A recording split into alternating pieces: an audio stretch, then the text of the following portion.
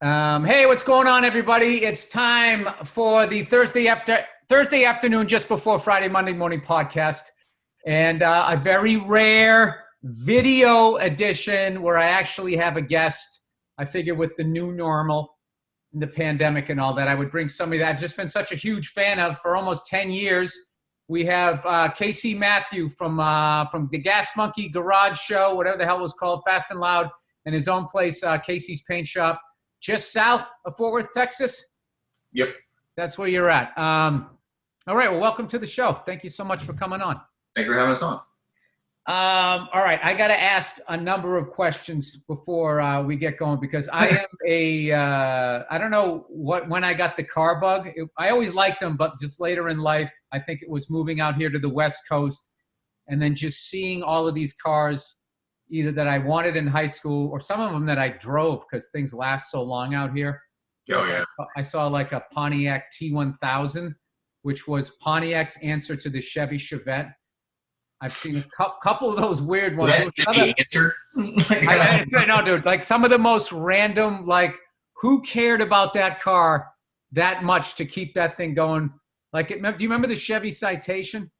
I remember Citation, but I learned how to drive on a Chevette. All right. Well, the Citation was one of the shittiest, just weirdest looking cars. It didn't know what it wanted to be. It was sort of a sedan, sort of a hatchback. And my buddy had one, and the radio was literally turned sideways. But the numbers were still like that. So it was the rumor was that when they designed the car, they forgot the radio.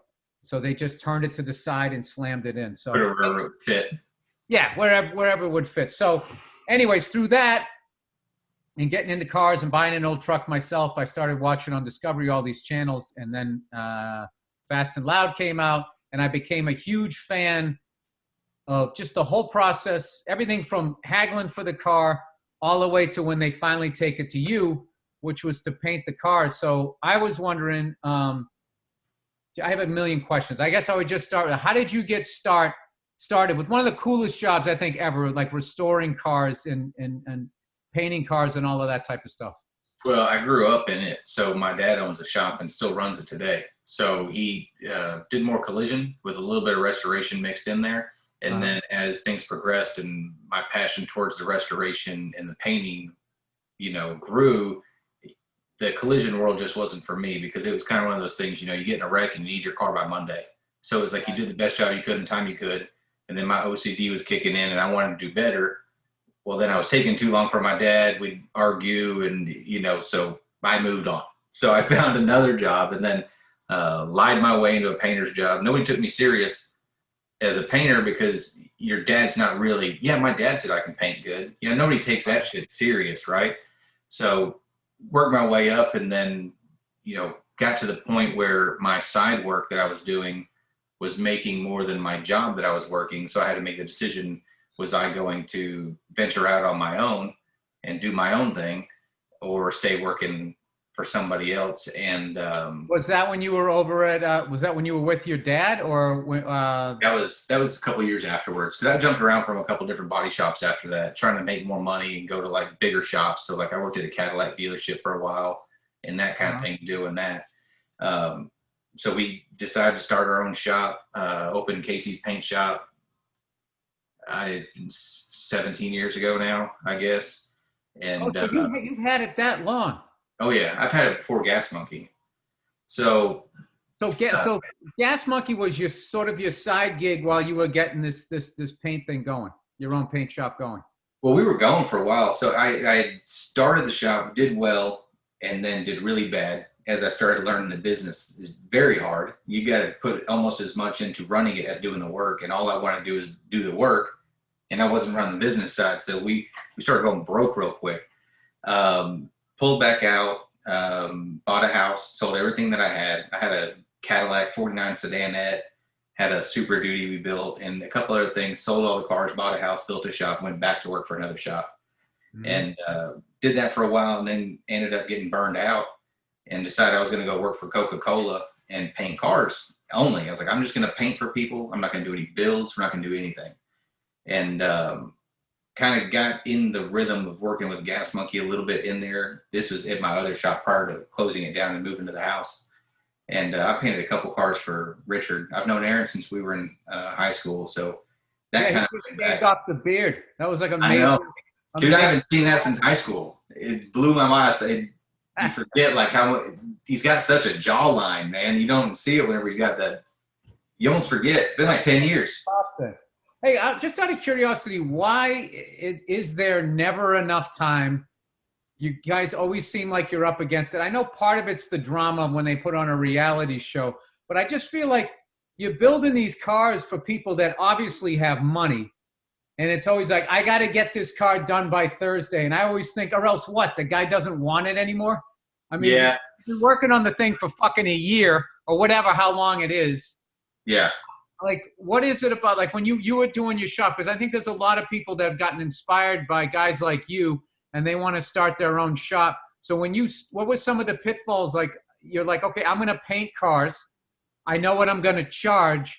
And then you're painting cars, you're busy as hell. But on the other side, you're looking like, holy shit, I'm going broke. Like, how did that happen that for this work and you weren't charging enough money or? Yeah. And I think where I learned my lesson the most was quoting jobs. It's extremely hard to quote a job for somebody when you're restoring a car, because over the course of time, they change their mind, or you come into a fork in the road and it's like, hey, we ran into this problem. We've got to address it. Do we go this way or this way?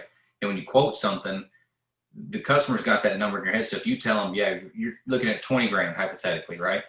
And then you get to 20 grand and they're wondering why their car's not done. It's like, well, you just 6 months ago, you added $30,000 worth of shit and just, you up your budget, but didn't allow to pay me anymore. So we finally broke through. And as we kind of grew with the show and talking to other shops, realized that that's the worst thing you can do is just bid a job. And really nobody in the industry that I would, and by no means am I discrediting anybody, but I would say the bigger reputable shops charge by the hour. So we're $75 an hour. And at that point, I don't care how many times you change your mind, Right. Then you can decide you want this motor. Well, I got a bonus check. I want to do this motor. Well, then it's not in their head. It's like, well, it's just an easy swap. Jay, I was gonna say, just out of curiosity, what kind of person thinks, like mid-job, that they're gonna not only change the engine, they're gonna add a bigger one, more powerful? That's not gonna be more money. And then what if you already ordered that other engine? It's on the way. What are you supposed to do with that? Just take this? I don't even know how much those fucking things weigh, but I think you just take it back. It's like we've got it out of the box and mounted it, and I don't want it anymore. Well, I'm not going to eat the parts, but they think you can just magically put it back in the wrapper and take it back to the store, and they're going to be like, "Oh, cool, you installed it? Yeah, we'll take it back." Just out of curiosity, because you live in Texas and there's so much room out there. Do you have enough room to go for a walk on your property when people do shit like that to cool off? We just shoot guns and blow stuff up. That's amazing. Yeah. How did you? I'm also guessing. Another thing that I seen that I gravitated towards what you do, and the fact I thought you were really funny on the show, was you seemed like you were also a Ford guy, where you have that amazing, that Frankenstein F100 that you had, and then you had a car that I'd never heard of. It was a Ford Custom Line, which kind of looked like Ford's answer maybe to like the Bel Air. Yeah, it was the Custom Line. They're all kind of like Fairlane based, but then they had a couple different models, just like the Bel Air had. Had a Bel Air 210, all that kind of stuff. So the 210 was the entry level, and then the Bel Air was the higher one, the top. So like in my version of the car, Custom Line was kind of mid grade. They had a main line, and then they had the Crown Vic, which the Crown Vic was the Bel Air of Ford. So just mine was kind of curiosity. Has anybody done sort of the mob family tree of cars, where what I've been told by car guys is back in the day, everybody now will make an entry level car. Like Mercedes will have a car like a college student could afford. And back in the day, if you drove a Mercedes, that meant you made it. So like with GM, Cadillac was the top. Then it was like Buick. Then it was like something like Oldsmobile, Pontiac, and then down to Chevy. Is there any way to find, because I remember as a kid, when that was starting to get phased out, but I still remember with like the Camaro, there was the Rally Sport, then there was the Berlinetta, and then there was the Z28, the Firebird had the regular Firebird, the Formula 400, and then the Trans Am. Is there anything out there where if you're sort of a nerd for that stuff like myself, that you can read up on. Because I always get confused, like with saying like a DeSoto or Packard, were they part of Ford, GM, or Chrysler? Were they their own thing? Right. Man, there's so many car companies that have been out there, manufacturers that have come and gone in the past too, like Packard.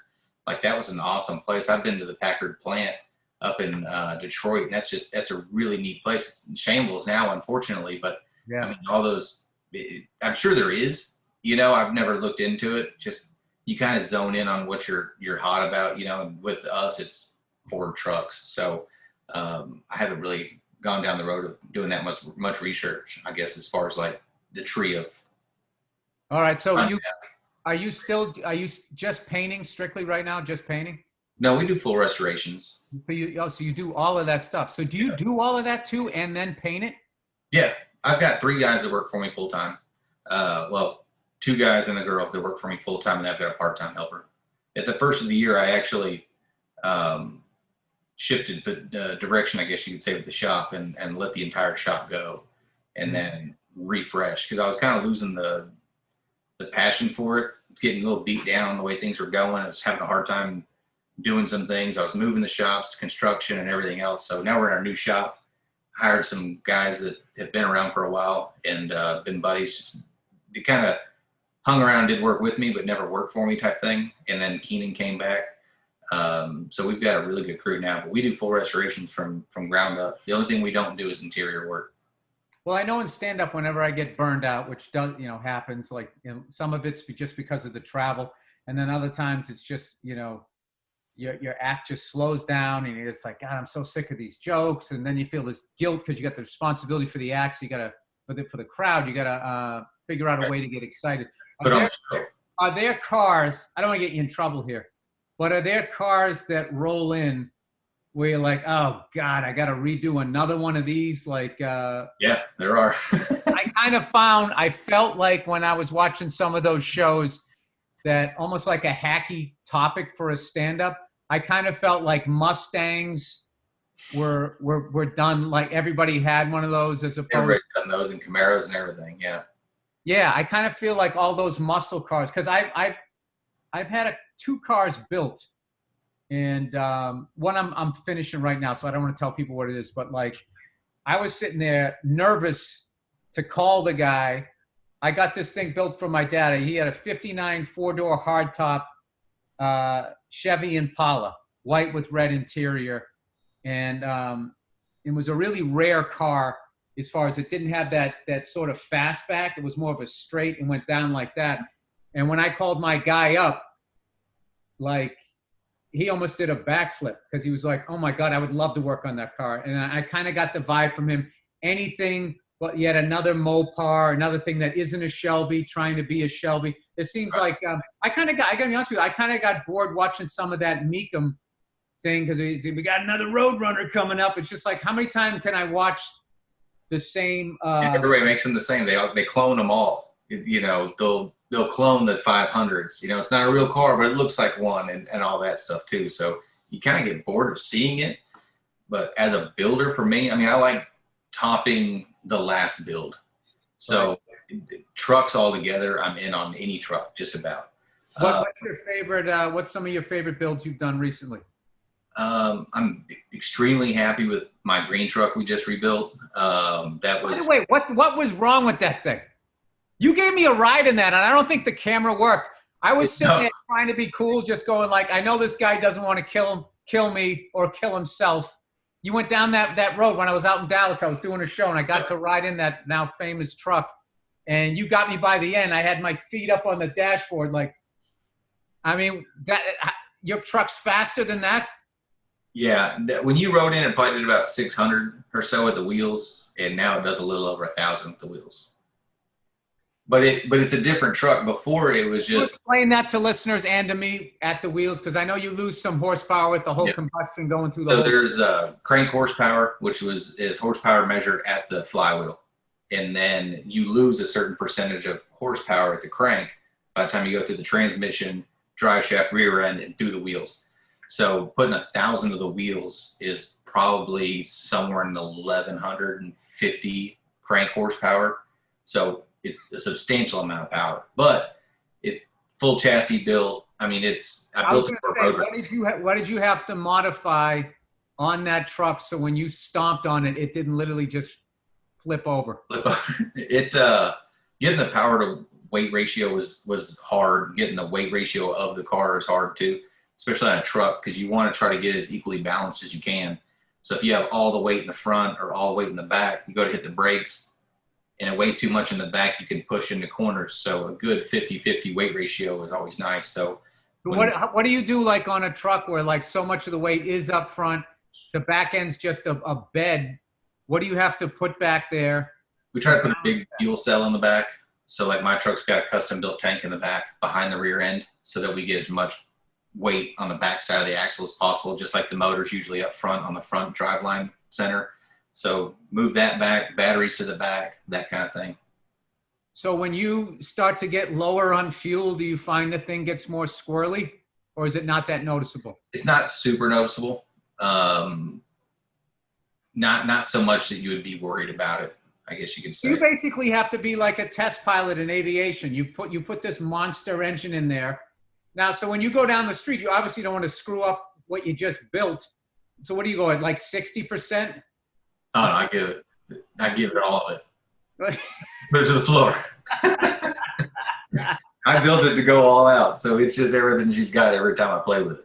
I don't want to jinx you, but have you ever taken somebody's car out to test something like that and ended up hitting something or getting into an act? Never? No, but I'll call you when I do and cuss you out for sure. No, I don't want to do that. But all right, so I got to ask this. This is another fanboy question here. How do you do a burnout if you've never done one and you don't end up on YouTube as that guy who thinks he's spinning his wheels, but he's actually burning out his clutch? Just smoking the clutch. Yeah.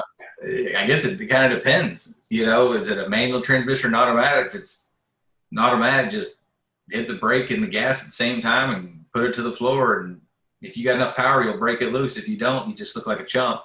And then manual transmissions. All right, so on a stick, how do you do it on a stick? Because I'm afraid to do it. I'm afraid I'm gonna burn out the clutch on my truck. It's more difficult because you've got a what they call a heel toe. So you got to use your heel to hold the brake and then use your toe to work the gas while you're working the clutch. You still got to kind of do the same thing. It's just. Oh, so it is the same thing. Yeah, or you can just rev it to the moon and dump the clutch and slam on the brake. I've seen guys do that. You see their cars will jump 5 feet and then stop, and then just depends on how you want to look. Like my truck's got a line lock on it, so if I were to go to the track, you press the brake, activate the solenoid. It holds all the pressure to the front wheels and releases the back, and then you can just let the clutch out and it will go. And then you just flip the switch off and it releases the solenoid and gives releases the brakes at that point. All right, another question I've always wanted to ask you. What do you think about wraps? Are those, like in the paint world, when they look at that, because there's some pretty crazy wraps and you look at them and you think somebody spent all this money, took the car apart. What is in the paint community? What are you guys thinking about those things? I think they have their place. I think on some of the newer cars that if you want, maybe obviously for advertising, they have their place. You wrap your car with whatever it is, that for advertising. But, there's some things that you can do with some of those wraps that won't hurt the paint, versus in value too, right? So you wrap your car, but you want to get rid of it in 5 years, but you've changed the color, you devalue it, because everybody wants that clean Carfax, and they'll wonder why the car's wrapped. So I've seen a lot of these guys, especially exotic cars, that want to change the color to be a little different than the other guy, that they'll wrap them in matte colors and pearlescent films and whatever. And I mean, they don't bother me. I mean, they're expensive. I can't believe how much it costs. Some of those things. I know. I just right before the pandemic, I put a clear wrap on my Jaguar just because sometimes it sits in the sun and I didn't want the paint to fade and all of that type of stuff. So it's still the same color. But it's kind of amazing now though, where if somebody were to sort of rub up against it, they can't scratch the paint. So that's like a cool thing. When you do one of those custom paint jobs, are there way more coats than what the factory paint was, or does it all depend on the customer, what they're looking for? we pretty much do the same thing on every car. So we'll what we call file it and check for highlights through the car. So what your eye might see is flat, when you put a light next to it, and you'll see the ripples in the paint because of the light. So usually we'll run lights down the side of the car and make sure that when we wet it down, it's all smooth.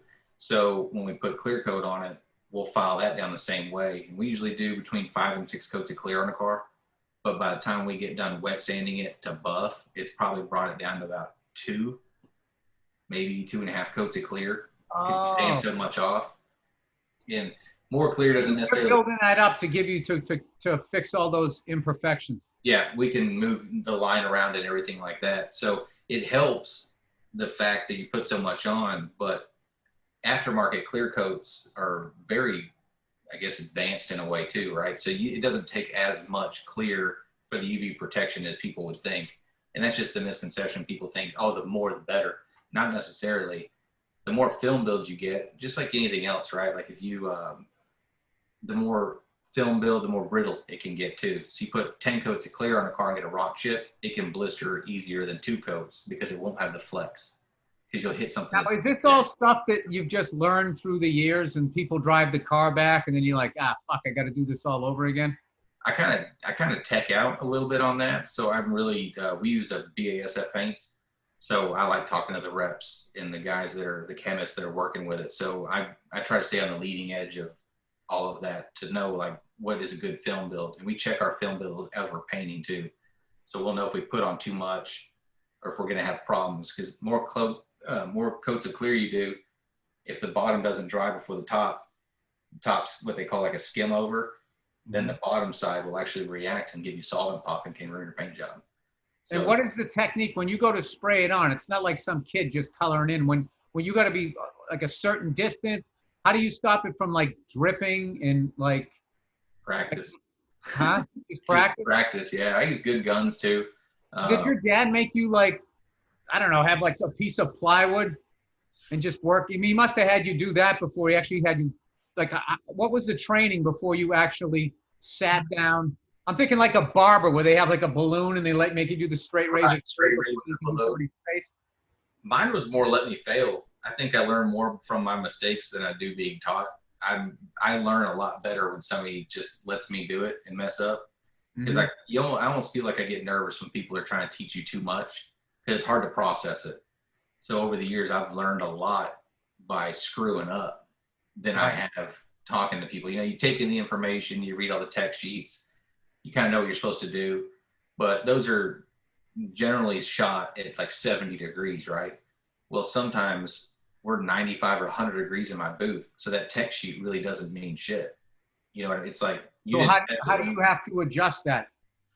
Most of the time it's like a drag. So we'll put a coat of clear on and then we can fingerprint it. Like we'll wait till it starts stringing a little bit and then we'll put our second one on. And then depending on the temperature and the humidity outside, we'll add a little bit of time per coat. So like my first coat, between my first and second coat might be 15 minutes, but between my fourth and fifth might be 45 minutes or an hour.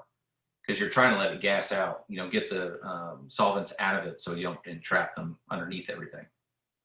That's what blows my mind. Like people just think, oh, you paint cars like this, nothing to it. Like you're coloring in something, and like the level of science that is involved in this. And then I also love people that start their own businesses. And I follow you on Instagram, so I'm always seeing you're going to like these car shows. Recently, I think the last one I saw you going to like Orange Beach or something in Alabama. Was that right? Yeah. So how important is that for people starting off with like a shop to have to be at all of these shows? I would assume that if there's a local car show, if you're starting out, you're small, you want to be there, set up a booth, meet people, and then. It's so much like comedy, where you just start in your town, get to know all the club owners, and then all of a sudden you're trying to like go national. How many of those do you hit as far as during a normal year? 10 to 12. We try and do maybe one a month, maybe more, depending on the distance of them. The farthest we've gone away. What is it? Didn't you go all the way out to Jacksonville one time or something? Yeah, we've gone to Des Moines. We've gone a lot of places. And I mean, there's there's good and bad with all of that, right? So I mean, we're booked, we're busy. So if you do too many shows, I feel like it can almost be just as bad for you to go out and say you're too busy. It's like, well, don't go to KC. He's got too much shit going on. So I think there's got to be equal balance of how much you want to put yourself out there. Because if you advertise for work and work and work, and then you just keep telling everybody you can't do it, sooner or later you're known as the guy that's too busy to get to anybody's stuff. Right. So it's been a really weird way of trying to keep, because if we go and advertise or we do a lot on social media, we get a lot of emails. Well, the more emails you get and you keep telling them, hey, we're 18 months or 12 months or 24 months out, most people are instant gratification seekers. So they're going to go to the next shop. So I guess I'm more looking towards like a steady group of people to do work for. And so we do a lot of work. We have a lot of rework. So like cars will go out and then the customer, they like the build process, so they'll send another car. So we kind of got some clients that just build one car after another and they just keep doing, which those are great. Right.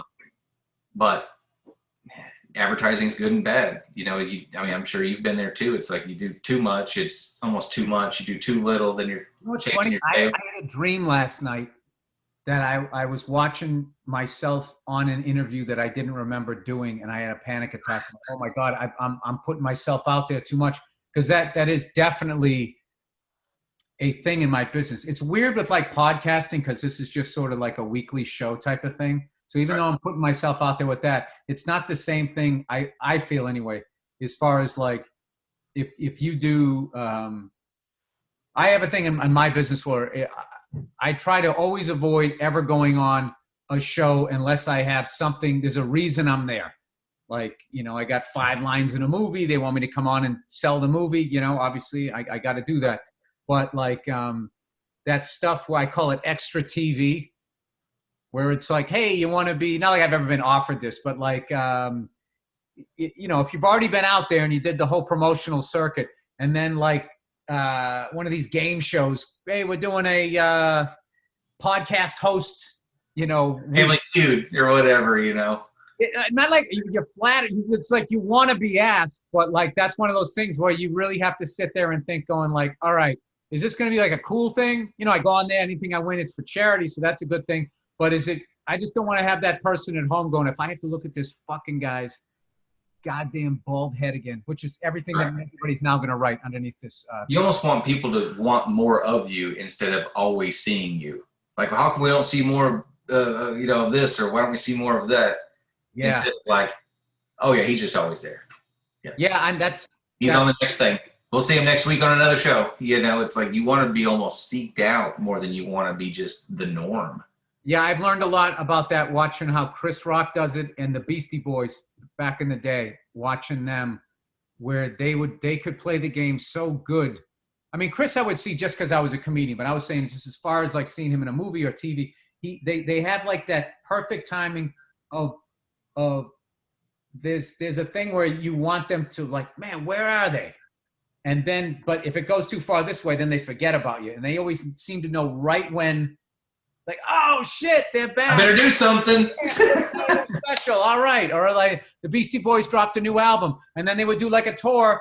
And then when the tour was done, they would come on Letterman. They would play whatever the song, Sabotage back in the day, and then they would do the tour, and then just gone. And then we like 4 years, right? Where you, right as you started to think, are they going to put out something else? It was bam, there was the next one in the next tour. So you want to be known as more of the elite.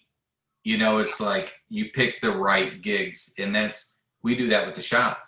Like, not that we like tell people we don't want to work on their cars, but I do this because I want to do it. It's a passion. Yeah, I don't want to get burned out on it. So I want to do cars for people that have the same passion that I do about the car. I don't want to do it for some guy that just has money, doesn't know what to do with it. So he just tells you to build something, doesn't really care about the car, doesn't have any plans for the car. It's going to sit in his garage and nobody sees it. It doesn't do me any good to put all of my heart and soul into something that's going to sit in somebody's garage and it's never seen.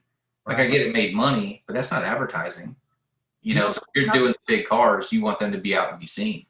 Yeah, that's another thing I don't get about meet them, is when they'll be like, this is an all original matching number, blah, blah, blah. And the car's like 50 years old and it has 2,000 miles on it.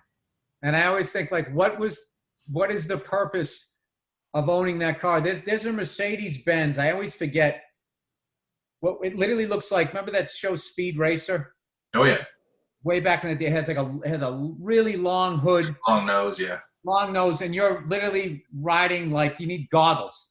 Like Kanye West had one, or I don't know if he still has it. One of the most beautiful cars I've ever seen, and they had one of those for sale on one of these shows, and it was like, like that car's like at this point like 10 years old, 12 years old, however long they made them, and this thing had like 1,500 miles on it, and I'm just thinking like, the car's like $1 million or something crazy like that, some crazy astronomical number.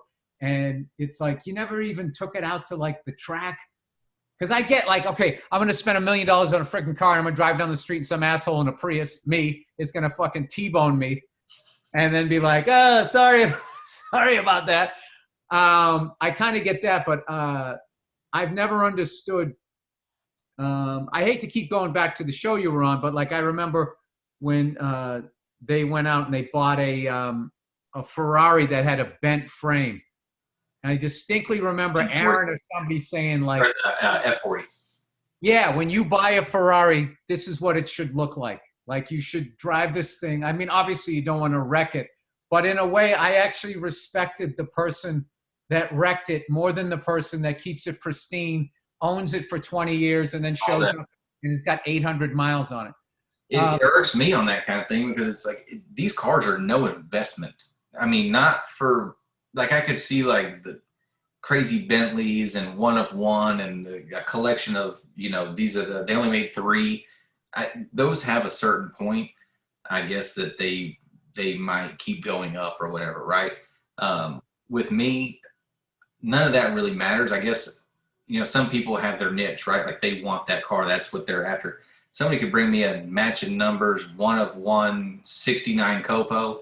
Hey, I want you to put on a chassis, big brakes, yank the motor. Fuck yeah. I'd yank all that shit out and throw it in the scrap bin. It doesn't matter to me. Like, I'm all about. Now, how did you get to that? Because I always, like with my truck, I mean, I used to make money in this business, but when I had money, there was definitely a temptation to do to it a little bit. I mean, not what you did. I mean, I don't have the skill set to drive yours, but like there was definitely there was some things that I maybe wanted to do to make it a little bit faster, but I bought the truck. It was just so all original. Mm-hmm. I didn't want to mess with it. And it shifts on the column, which I thought was the coolest thing ever. And everything was I was like, is there any way to have 5-speed overdrive on the column? Put a 6-speed manual on the column, just shifting up and down the whole time. That'd be awesome. Coming closer to you, or you're like, you got on the other side of the windshield.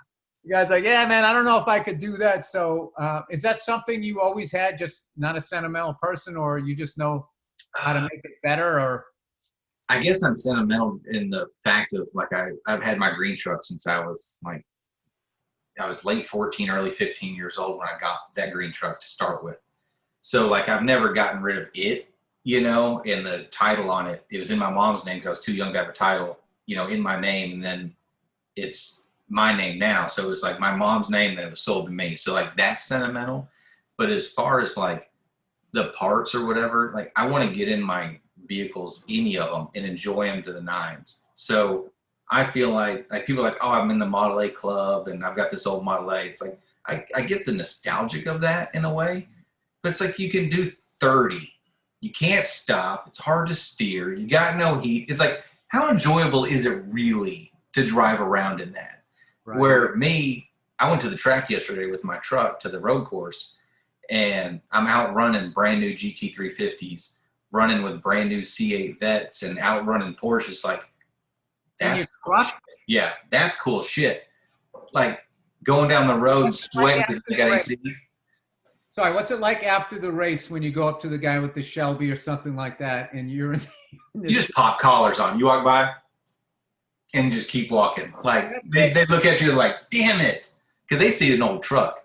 They think I got a brand new Porsche. I got a brand new Vet. I'm gonna kill everybody out here. I just got passed by a truck. What the hell, And then they're pissed. You just win. Like mentally, you don't say anything. You just drive off and leave and leave them thinking. But those are the kind of guys that come to you. How do I make mine as fast as yours? And then you make money. So Yeah. I went out there to I would advertise. think not only you have the power, but and then I would think like because you don't have all that shit in the back, is that what keeps it lighter? It's full chassis, so it's a roadster shop chassis. It's all C6 Corvette geometry on the front, so it handles like a brand new car. I mean, it's absolutely absurd. I mean, the back tires are 345. It's all racing tires all the way around. What can I do with my truck? Because when I take a turn at like even like 10 miles an hour, I literally have to reach under the seat and to hang hold on you. so I don't slide into the door. Man, I'd start by lowering that dude a little bit. Those pictures you sent me, it's like that far off there. I mean, Yeah, I thought it was 4-wheel drive. I wasn't sure. I have a thing with lowered trucks. I mean, if they look like yours, that's one thing. But like, I just feel like it's a truck. You know what I mean? It's like it should be a truck. So there's nothing I can do. There's no sway bar or update You could add a sway bar to the front of it. I think those trucks had an option of a sway bar, maybe. Well, they're twin I-beam. I don't know if they are or not. I'll look. One of the few things I actually know how to do on a. I just knew how to do basic maintenance. But like if I go to change the oil, I don't know. You had this on yours. Mine's a 68. The drain plug on the oil pan Goes right over the cross member. This piece that's like part of the frame. So it's all the oil's gonna come down and go all over the place. Oh, yeah. And it killed me because when I got the truck, one of the first things I went out, I bought an oil filter wrench down at the thing, and I was all excited, like I was gonna dress like Fonzie with my little onesie and get under this thing and basically just change the oil. And I was talking to a buddy of mine. I was like, why the fuck would they design it like? He said that's just how it was back then. One whoever's doing the chassis wasn't talking to this guy, and then they just put the shit together, and that's how it ended up being. Yeah. All right, I gotta ask this too. Okay, so I started to get on to the topic of oh my God, I'm gonna paint another one of these. I could literally do this with my eyes closed. What are your top 5 favorite cars that you ever worked on, be it like because you always wanted to work on it, or it was kind of like, when I bought the car in from my dad, where they were just like, who the fuck brings a 4-door 59 Impala in?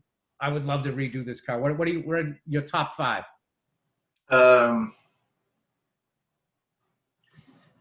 We blew through them so fast on the show, it was hard to really even keep track. I couldn't even name all the cars that we did on the show. There was one in the very beginning. Oh, by the way, did you guys really build them that fast?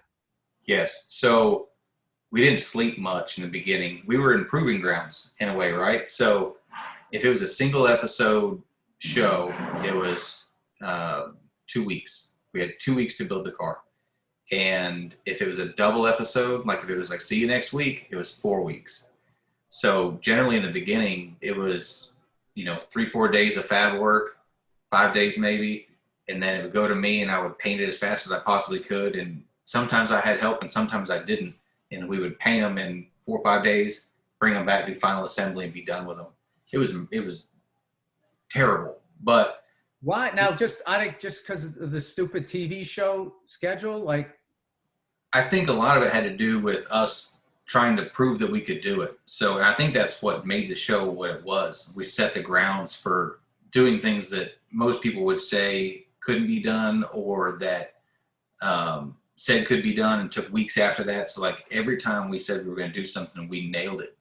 And I think the show grew. The production company, grew, liked it and just kept buying episodes. So when I was working at Coke, Richard called me and said, "Hey, we want you to do this show with us." And I was like, all right. I thought he was joking because I know he'd shot a couple pilots before trying to get a show, and this one stuck. So I had 24 hours.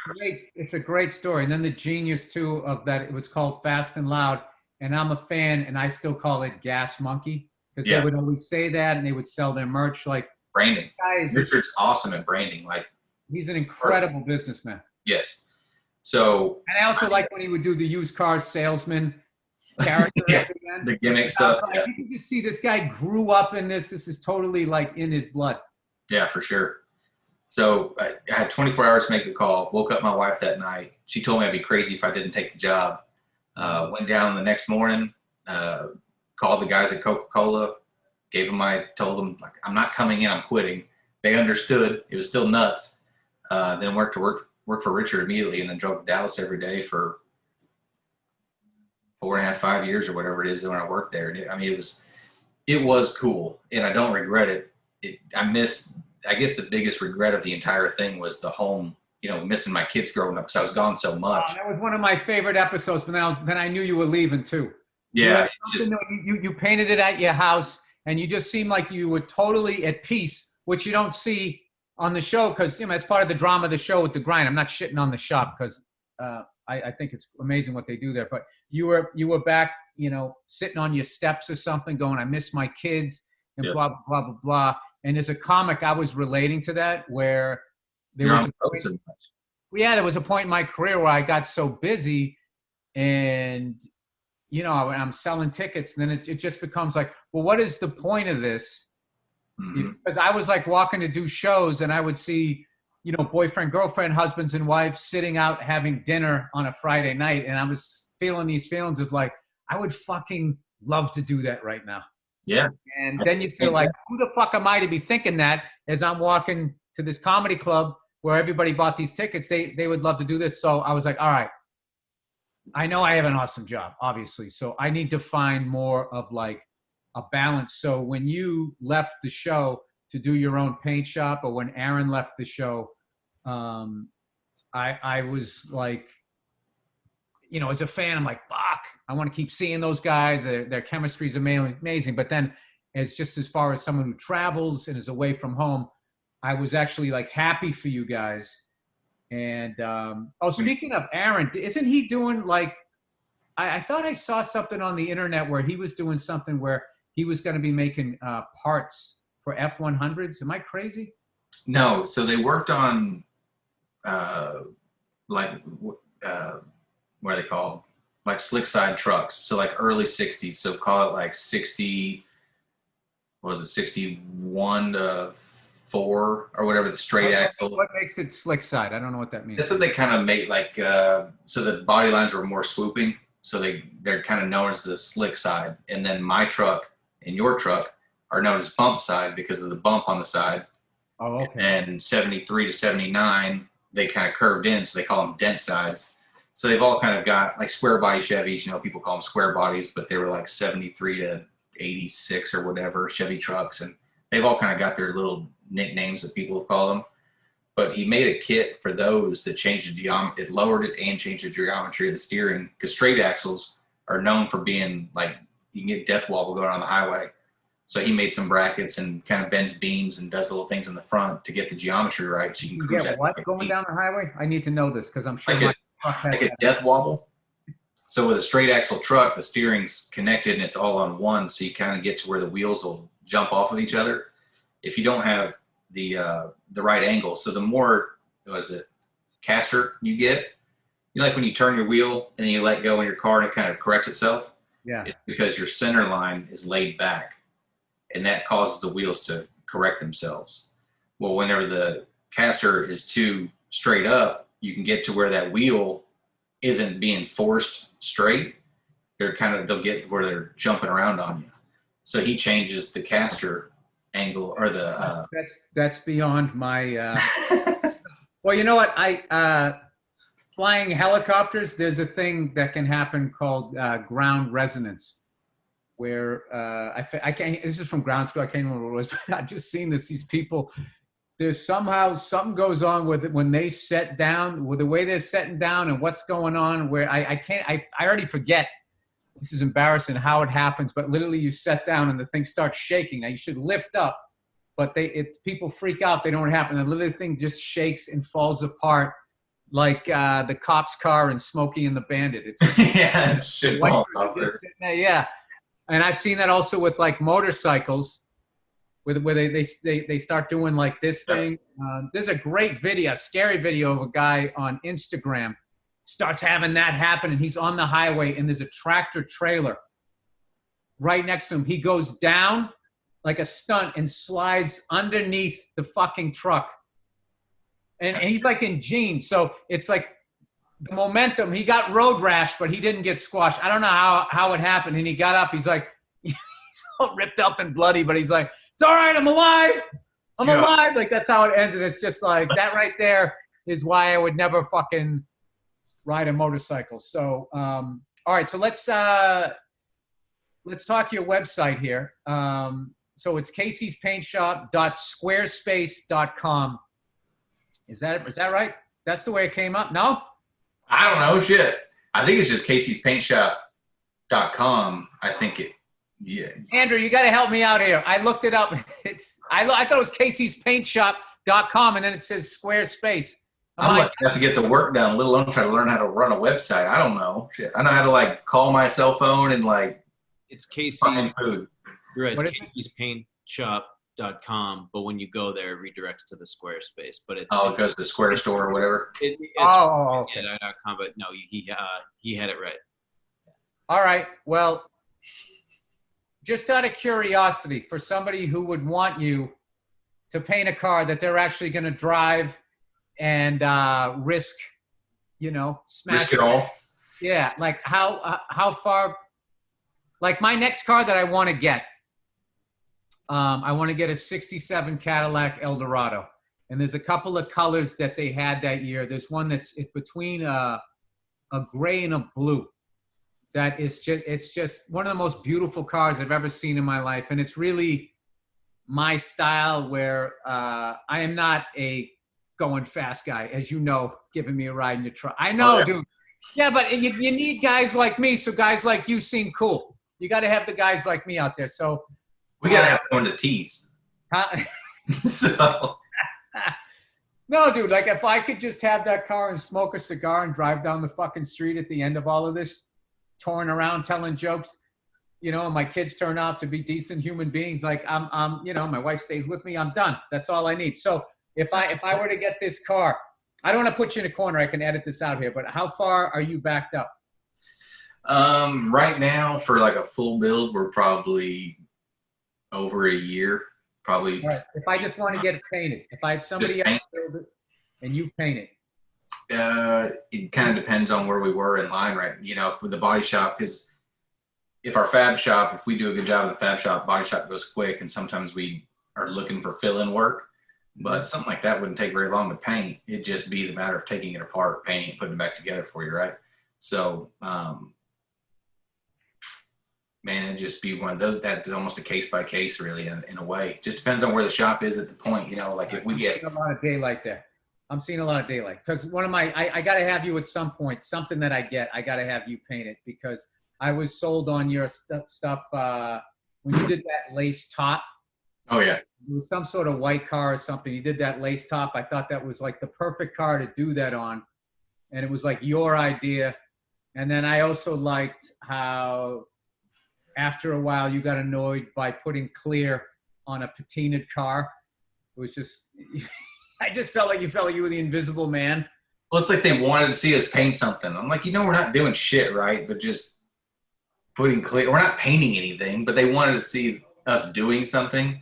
Right. And then it almost seemed like there's like a short stint there that we did it a lot. And I was getting burned out, and I was like, we don't have to do this shit. Like, I'd just soon not do it at all. We don't. I thought the clear made the whatever the chemistry of the rust made that stop. No. It doesn't. No. So, like, after a couple of years of clear coating one of those, we've had a couple that we've seen that the rust keeps growing underneath it, and it turns the rust white under the bottom side of it because it's almost, you're not really stopping anything. The only way to kill rust is to neutralize it, which uses the blast or chemically, neutralize the rust. Putting clear on it just kind of. Oh, I thought it. Look, this is once again my poor science background. It looks cool for a while, but it comes off. There was no oxygen. Be able to, like, you sealed it off like a sandwich. It would stay. You would just cryo freeze it. No. I did a couple trucks a couple years ago. We did a 49 Ford and a 53 Chevy. We took to SEMA 3-4 years ago now, and we just Scotch-Brighted them really good, cleaned them up, and kind of gave them like a sheen. And then if you wash them, I mean, rust needs moisture and stuff to grow anyway. So as long as you just take care of it, it usually doesn't get any worse, if it's cleaned off. Where you have the biggest problem is whenever like the dirt is inside the quarter panels and it's, when it gets wet, it stays wet for a week or whatever. That's what's bad. So we just quit doing it. And if people wash their car normally, it won't rub off on them. So we've got a 60 Ford that a customer actually came today to drive for the first time in 2 years. We've been building this truck for him. And it's a patina truck. And we just cleaned it and it's good. So maybe let's not clear it. Maybe I'll just find something that I can just deal with that I don't have and just drop it off. And then I'll see you in a couple of years and let me know when it's done. Yeah. Well, I like weird shit. So I hope whatever I bring that if I ever work again as a comedian, Casey, all right, I plan on bringing you something at some point. So how about we wrap up with you telling people where they can see, what's the next big event that you're going to be out at, your once a month thing? You got anything? I mean, can they even have those things? Right now, we just got a notification today that, do you know what SEMA is? No. SEMA, it's a Special Equipment Manufacturer Association. I think that's right. Huge show that's in Vegas every year, usually around Halloween, right after Halloween. That it's massive. So it's like all the manufacturers come together, and it's just a place where you can go and learn everything about the new stuff coming out for the next year. And usually for the past 7 years or so, we build a car and you debut it at that show. So that's where my green truck was built last year, and it was put in the BASF booth, which is our paint company that we use, which is, it was a huge deal to me. Being a painter and having a car and paint booth is a hard gig to get. Yeah. So I was extremely excited to be in there, but they canceled it. So we haven't been to a show this year yet. And I don't know if we're going to do it. I think we're just going to probably take the rest of the year off and see in 2021, I don't really know what else to do. I'm starting to think that that's where I'm at. We're toying with an idea of possibly doing something back east. Then I gotta figure out how am I gonna get there, and I mean, I got a brand new baby boy at home. It's like, then what? I'm gonna do that gig and then come back and quarantine for 14 friggin' days. It is a crazy time, but I don't know. I guess hopefully, in 2021 when we're all working again, I hope so. I can hit you up with some sort of weird vehicle. I should have made a list of some of the shit that I like. It's a lot of like, just I don't know. I mean, I like those old man executive cars from the 70s. Oh yeah. I like those to like cab over, COEs, those things, and COEs are fun. They're cool cars. Yeah, and I kind of left all the muscle cars, but I feel like that was like a high school phase, and I feel like those are sort of baby boomer cars in a way, where it's like that's the car they wanted when they were in high school, so then that's their dream to get it. I get that. Where I think I kind of look at like those early '80s like Monte Carlos, Oldsmobiles, and Buick Regals. You're coming in hot, man. Like we're restoring a '93 Mustang Cobra right now for a guy. I mean, that's. Like I'm 37, right? So we've got cars that I wanted in high school. I drove a lot of Fox bodies. Well, now guys that are my age that wanted those or had those when they were younger and starting to make some money, it's weird seeing the emails that we're getting now about restoring late 80s, early 90s cars and trucks. And you're like, that's not that, because I still drive a 95 Lightning every day. So to me, 95 is not old. I just drive my Lightning. And people are like, hey, can you restore this? I'm like, restore it? I got 2 of them. You want me to sell you one of these, But they're like, I want to restore it pristine. And you don't think that it's 30 years old already. It's like, wow, man, I guess. One that I like, the best truck I think of the last 20 years. Well, I like that Dodge Hemi, the 1500 short bed. Yeah. Before they messed up I don't like their front ends right now. The little RT trucks, they had the little 5.7 Hemis or whatever. Yeah. Yeah, I liked it, and there was a blue that they had that I liked, and there was a black. And I was wondering, like, so classic me, if I get that thing, I don't want to take the Hemi out. It's the original engine and all of that. Something like that, what would you do with that thing? What would your first idea if you want to make, like, first of all, like, when you look at that truck, what are your feelings of it? I mean, as far as coming straight from the factory, the power and all of that, do you respect it? Pretty good. I mean, that's one, me and my wife were talking. My son just turned 14, so we're looking to buy him something. Mm-hmm. And probably the next year or so, because I want him to be able to tinker with it a little bit. I don't want to have to restore anything for him, but if we could tinker with something, I was like, those Dodges are reasonably priced. Dodge doesn't really hold their value very well anyway. So, get him one of those, lower it, put some exhaust on, just kind of make it neat and some nice wheels. I mean, it's already got power windows and locks. I mean, what else do you do to it really, except throw your... I'm saying, would you mess with the engine at all or no? Oh, yeah, twin turbos all day long. Really? I can't leave anything alone as far as motor goes. They're never fast enough. So... Well, maybe when I get out there, if you teach me how to drive faster, maybe I'll bring you something fast. But I'm probably going to bring you grandpa cars. You're going to bring me a Dodge truck and want me to put a Prius motor in it or something. Don't do that. I had a Prius for 9 years. They're fucking amazing. Don't even start with that. I will defend that car to the end of as far as for what it does. See, what does it do? Tell me what it does. I'll tell you what it does. Do you ever have a friend in your life that never needs anything, never bitches, and always has your back and always there for you? That's what okay. Don't have one of those. I'm gonna tell you this right now, too. That's what the Prius is. No matter how bad the gas prices got, I was always under $40. Dude, I live in LA. There's no place to drive fast unless I want to do a line of coke at 3 a.m. and then jump on the highway. But even then, they're going to be doing construction and slow everybody down. Right. So, and then when gas prices were cheap, I would be filling that thing up and I would be laughing at the pump. It's I would pay what I paid in high school for my fucking car for gas. So in defense of the Prius, they never said that they would line up with your Frankenstein truck, okay? They just, I'm going to send you this picture and you're going to laugh. Are you... So my brother-in-law has had a Prius, and you're describing exactly how it was. He worked at my hot rod shop for 2 years, and he drove a gold Prius, and I made him park around the corner. It's like, don't park that in front of the shop. It's terrible. Then we would get to where we're taking it somewhere because he's like, dude, it won't take gas. We'll just go or whatever. And then gas shot up. And they had a shortage of gas. This is a couple of years ago now. Yep. And he's like, yeah, man, you guys make fun of me, but I'm the only one driving my shit to work. I'm like, I don't want to hear it. No, that's what happened. When gas prices were low, I would get gay bashed. When gas prices came up, people would be coming over like Tesla. Got a ride? Can you give me a ride? Hey, how much is that thing? How do you like that thing? Does that thing work out? I was gonna buy it for the shop car for the loop center that we own. And he ended up selling it, but I washed it, and they took a picture of me washing it because I told him, I'll never drive this car. And I own a car wash, and I was like, well, I'll clean it up for him, whatever. Well, this picture haunts me because it comes back on your news feed. It's like, do you remember this? And you're like, damn it. I'll have to send it. I'll never find it. I'll tell you this. Another car that I think is the shit for what it does, a smart car. I look at that thing.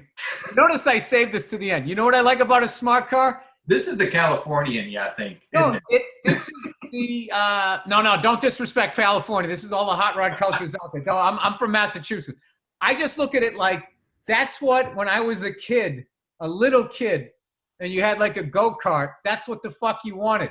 What if this little go-kart could do 80 miles an hour and they built one? The only reason why that car sucks is because there's somebody in an F-350 tailgating you behind, which I can't go any faster. Which I totally get. But as far as zipping around LA, and I mean, the only thing easier to park than that would be fucking motorcycles. So I don't know. I try to separate. I don't judge everything on the basis of a Ferrari. I just look at I try to keep it in the class that it is. What I'm basically saying, KC, is I think I'm a better person than you are. Okay. What it boils down to I'm not as is I enjoy the environment. I just sent you that picture. Did it come through? Listen, I live near an ocean, so at some point I had to talk down to you because you're in the middle of the country. That's what's done now, right? I'm kidding. Yes. Well, anyways, I just want to thank you so much for we finally, I've been trying to get you on this thing for a long time. So I'm so psyched that you finally did it. Thank you for absolutely, letting us all know about what it is that you do, and people out there. I know there's people wanting to start their own shops, stuff to watch out for, especially that part where you started and you had all this work, but we're going broke. That seems like a hit book to me. This is hard. I mean, yeah, it is. But anyway, it's the great KC Mathieu. KCPaintShop.com is the website. He'll paint it if you'll drive it, right? That's right. That's basically it. All right, Casey, thank you so much for coming on. I really appreciate it. Thank you. All right. Have a good day. All right, we'll see you. You ready? Yep, go for it. All right, everybody, look who's back. It's old Zip Recruiter. Hiring can be difficult, especially during these times. But if you're a company that is currently trying to hire, you face new difficulties from safely reopening your doors to finding the right person for a specialized role. Housewire could relate. They needed to hire an ambitious reporter to cover news stories on the U.S. mortgage and housing markets. So they turned to ZipRecruiter. ZipRecruiter's smart matching technology finds people with the right experience for your job. In fact, 4 out of 5 employees who post on ZipRecruiter get a quality candidate within the first day. And that's how Housewiring found Alexandra Roja. Man, they're just naming names on this shit. Alexandra never imagined she could get a job, could get a reporter job in the midst of COVID-19 hiring that was frozen. And the idea of looking for a job was discouraging. So she created a profile on ZipRecruiter matched up Alexandra to Housewire's reporter job because her degree and writing skills were a great fit for the role. Housewire received her application this is like a reality show, only 4 hours after they posted the job. And a few weeks later, Alexandra started her dream career. ZipRecruiter helped Alexandra find the right job, and they helped Housewire find the right person for their role fast. See how ZipRecruiter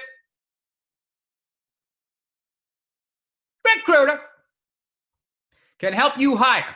Try it now for free at ZipRecruiter.com/Burr. That's ZipRecruiter.com/Burr.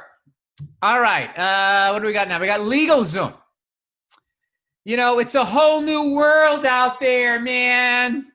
We're all faced with new challenges. If you need legal help to overcome some of yours, that's where LegalZoom fits in. All right, this is very important here. Maybe you've been wondering about the best way to protect your family. Or maybe you're thinking about starting a business, but you don't know the best way to do it.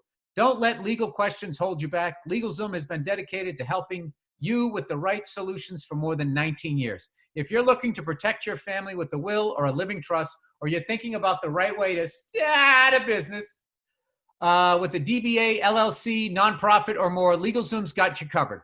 It's easy to get started online, and if you need guidance, their network of attorneys can provide advice to ensure you make the right choices. And since LegalZoom isn't a law firm, you won't have to leave your home and you won't get charged by the hour. Visit LegalZoom.com today to take care of some important things you need to get done. That's LegalZoom.com. LegalZoom, where life meets legal. Hey, what's going on? It's Bill Burr, and it's the Monday Morning Podcast. Actually, it's a special edition of the Monday Morning Podcast, is what I should be saying. Every once in a while, I'm graced with a guest, and, so you get an extra episode this week, all right? So that's an extra hour in your cubicle that you can actually not want to kill yourself. And going to get right to it. My guest this week is somebody I've known, I think, for about 17 years. I was thinking Jim Florentine. Jim Florentine. Yeah, man, it's good to see you. Yeah, it's probably been. I mean, we didn't, we never did too many gigs together or anything like that. No. We were always, you were doing your thing, I was doing mine. But well, you came up in Jersey, and I was the suburbs of Boston. But I always felt like you guys, you, Norton, Voss, that whole crew, even though Voss probably started in the 70s. Yeah. But I'm just saying, like, you guys kind of had the same thing where you weren't in New York City. Like, we both had to, like, migrate there.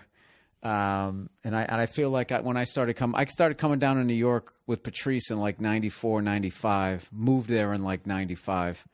And I don't think I saw you when you had the long hair. I think you had your hair cut by then, didn't you? Yeah, well, 92, 93 is when me and Norton started going to New York City and just, no one wanted to be part of us. Yeah, and then about 94, 95. But whenever Kurt Cobain came out, like 93, late 94. When he died or when he came out? Well, no, when did he came out in like 96 though, right? No, he came out in September of 91 and then he died in April 94. And I only know that because of my love of metal, and metal was over, and all of a sudden I thought he was a douche when I first saw him, when he was doing like making fun of the tap-on solos and that Smells Like Teen Spirit. I knew he was making fun of metal, and I thought the guy was a dick. I'm one of the few people who admits that, because I've talked about this in the podcast, people seem to, like, when they bring up that Nirvana album Nevermind, everybody seems to act like they knew that there was going to be this total shift in music, and you know there was something in the air and all that, and it was just I didn't get Nirvana until after In Utero, and then I saw him in when they did Unplugged, and right as I started to like him, Kurt killed himself. Yeah, so, no, I didn't really get into me. that album in the beginning. And you know what's weird about that? It's like everyone thinks that was the album that changed. I mean, it kind of was, but it wasn't their music specifically. It was MTV and radio decided that metal wasn't cool anymore, and they were going to stop playing, the But hair how do they, bands. like, collectively, like, it is amazing that album came out, and the second that came out, there was, like, all of a sudden, all the bands I was watching weren't on MTV anymore. I remember even Madonna was bitching. She had some fucking catty little interview with Kurt Loder, and he's like, yeah, you haven't made too many videos off of this album. She goes, well, why should I make them? You guys don't show them anymore. You don't show my videos anymore. And she kind of went right at him. And then MTV, like a bunch of pussies, started showing her videos, like, right after that. Like, I would have been like, yeah, well, fuck you. You're old now.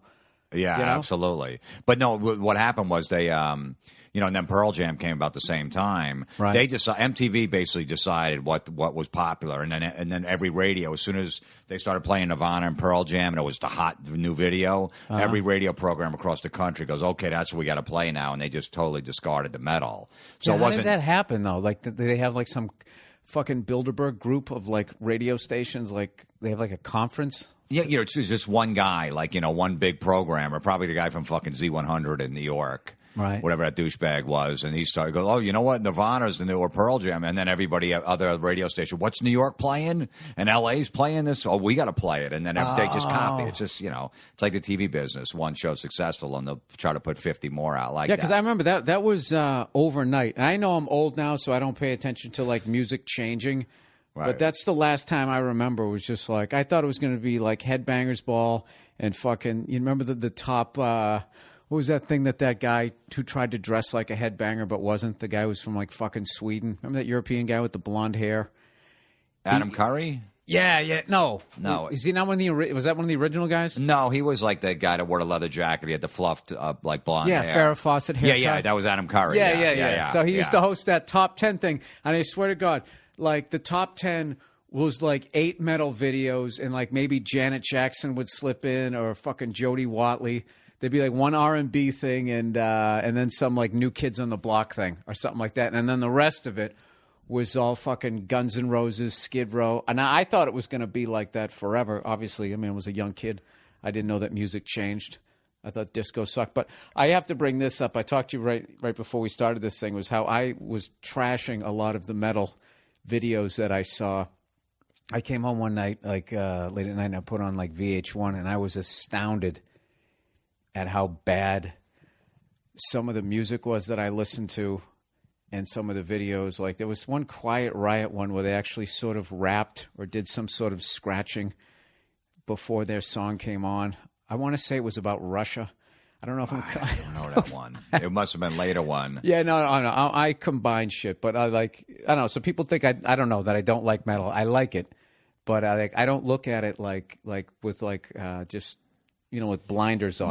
No. I mean, if you look back at those videos, because the VH1 Classic plays them all the time, Metal Mania, I'll play like 4 hours. They're fucking awful. Yeah. Ronnie James Dio, I love Ronnie. He was a great dude, and, I personally know him, but walking around with a sword and fighting these demons, and, it's like, come on, you're playing a metal, and he's going through the woods, and he's... Dude, you remember when they were out, though, when you were a kid, you thought they were sick. You're like, did you see the new Dio video? Dude, it's fucking unreal. Yeah. Like, and then, they always... And then the other, like, the Poisons always had the hot chick in there, the Warrants always had that. It's like, holy shit, do you see that hot... Man, is she fucking hot? And you look back, she's like, she's not that hot. No, they were Not at awful. all. They were awful. It's funny because we're going to have Nancy and Ann Wilson from Hard on our show in a couple days, and me and my friend Eddie were talking how we used to jerk off to Nancy Wilson because she had the big tits and she had the cleavage. Never. Which one was that? The redhead or the the skinny one? They always had the tits out. They had to in the 80s, and I was like, that's what I jerked off to in 87, 88. Do you remember when the other one got real fat and they tried to shoot around it by doing like an extreme close up of her face? Do you remember that? Yeah, absolutely. Yeah. And they tried everything that they could. She was sort of like the original like fat chick from like Wilson Phillips. Yeah. Remember that? She had like I don't like when people get fat and they complain about this business and the pressure to stay in shape. It's like you want to be on a stage and eat whatever you want. That doesn't work that way. No. You have to come into this business a fat fuck. Like if you come in that way, like hey, it's the fat fuck, then you're all good. But you can't become fat in this business. You're gonna get trashed. Yeah, absolutely. I mean, she was hot in the 70s. Yeah, she was. She definitely put it on. I was reading an article on them. They were saying how the record company was so afraid to tell her she has to lose weight that the record company brought the band in without her and said, please talk to her because we don't want to piss her off, but she has to lose weight. Right. And the band went to her and she got so fucking pissed. She left the record company at the time. I think it was Capitol. She's like, fuck them. Yeah, and she was wearing like they used to wear all like that leather and stuff. It's not a good thing. There's been a couple people who got fat. George Thorogood got fat. Yeah. And he still wore those snakeskin leather pants. I went to some fucking blues festival and he was there and he came out with these fucking things, dude. He looked like he just had a kid.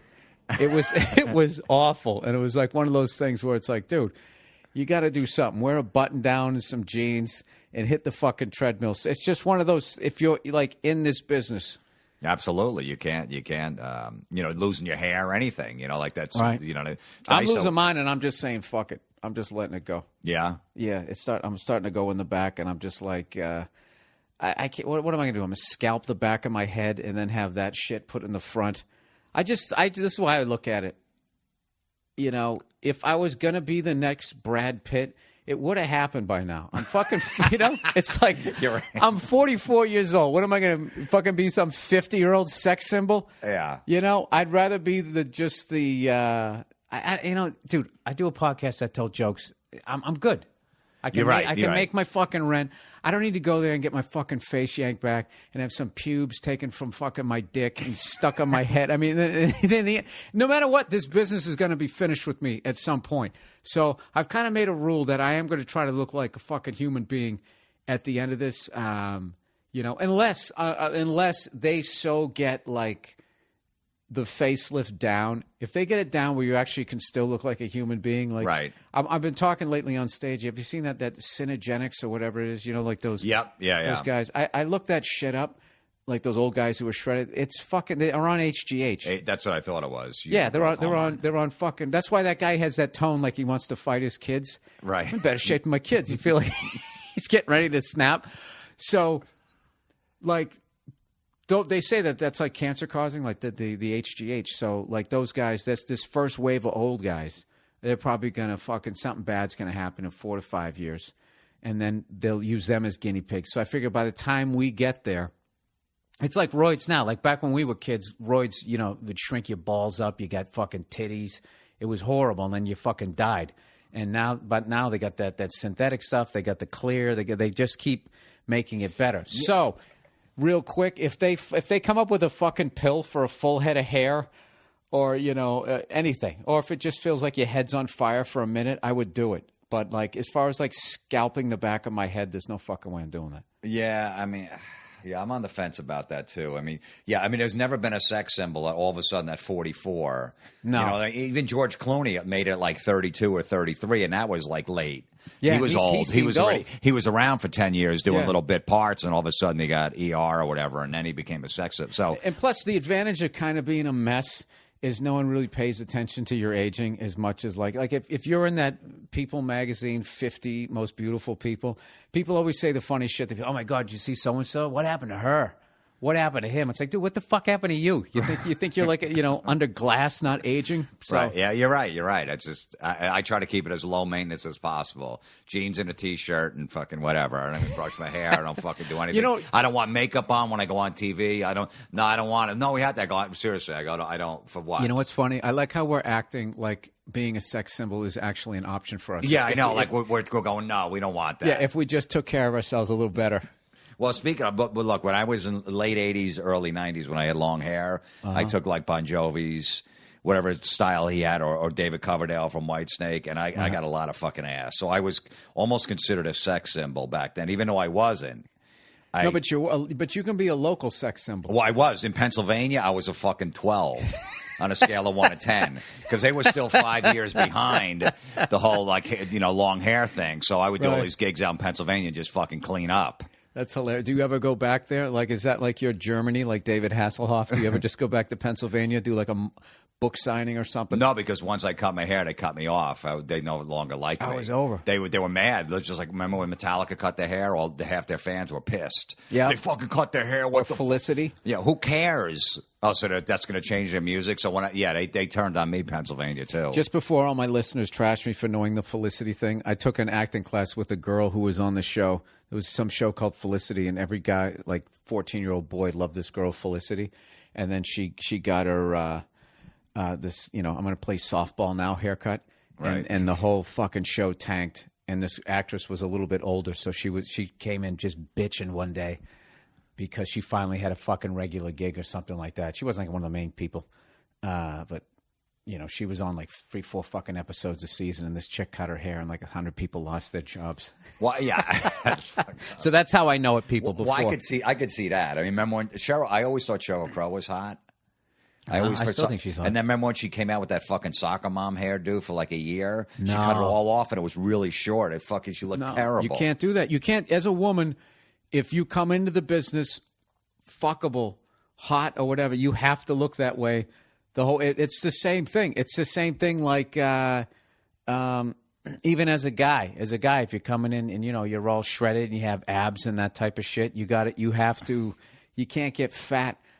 You know what I mean? Unless I guess you're playing some trying to win an Oscar, but you then have to go back and lose the fucking weight. Yeah, absolutely. So that's the thing, dude. So if I look like fucking Ron Howard, it's. I realize now that I'm losing my hair that I'm going to look like him my whole fucking life, which is really disappointing. That there's no fucking problem. But you're 44. I mean, when do you think the career might start slowing down? Do you think you got to at least 50? I think say when do you think it's going to start? Dude, what I'm doing if I make money off my podcast and I just keep putting out specials every couple of years, I'm fucking good. Like my free time is priceless.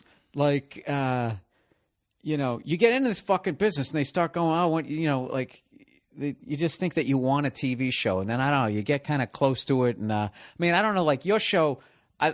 If I was gonna do one, I like a show like yours, that metal show where that's taped in pretty much real time, right? Maybe a couple of pickups or whatever. And real time for people not in show business here is just basically 30-minute show is shot in like 30 minutes, and maybe if there's a couple of flubs, if you said the name of an album wrong, you might have to go back and re-record that. But like those 1 hour, one cameras.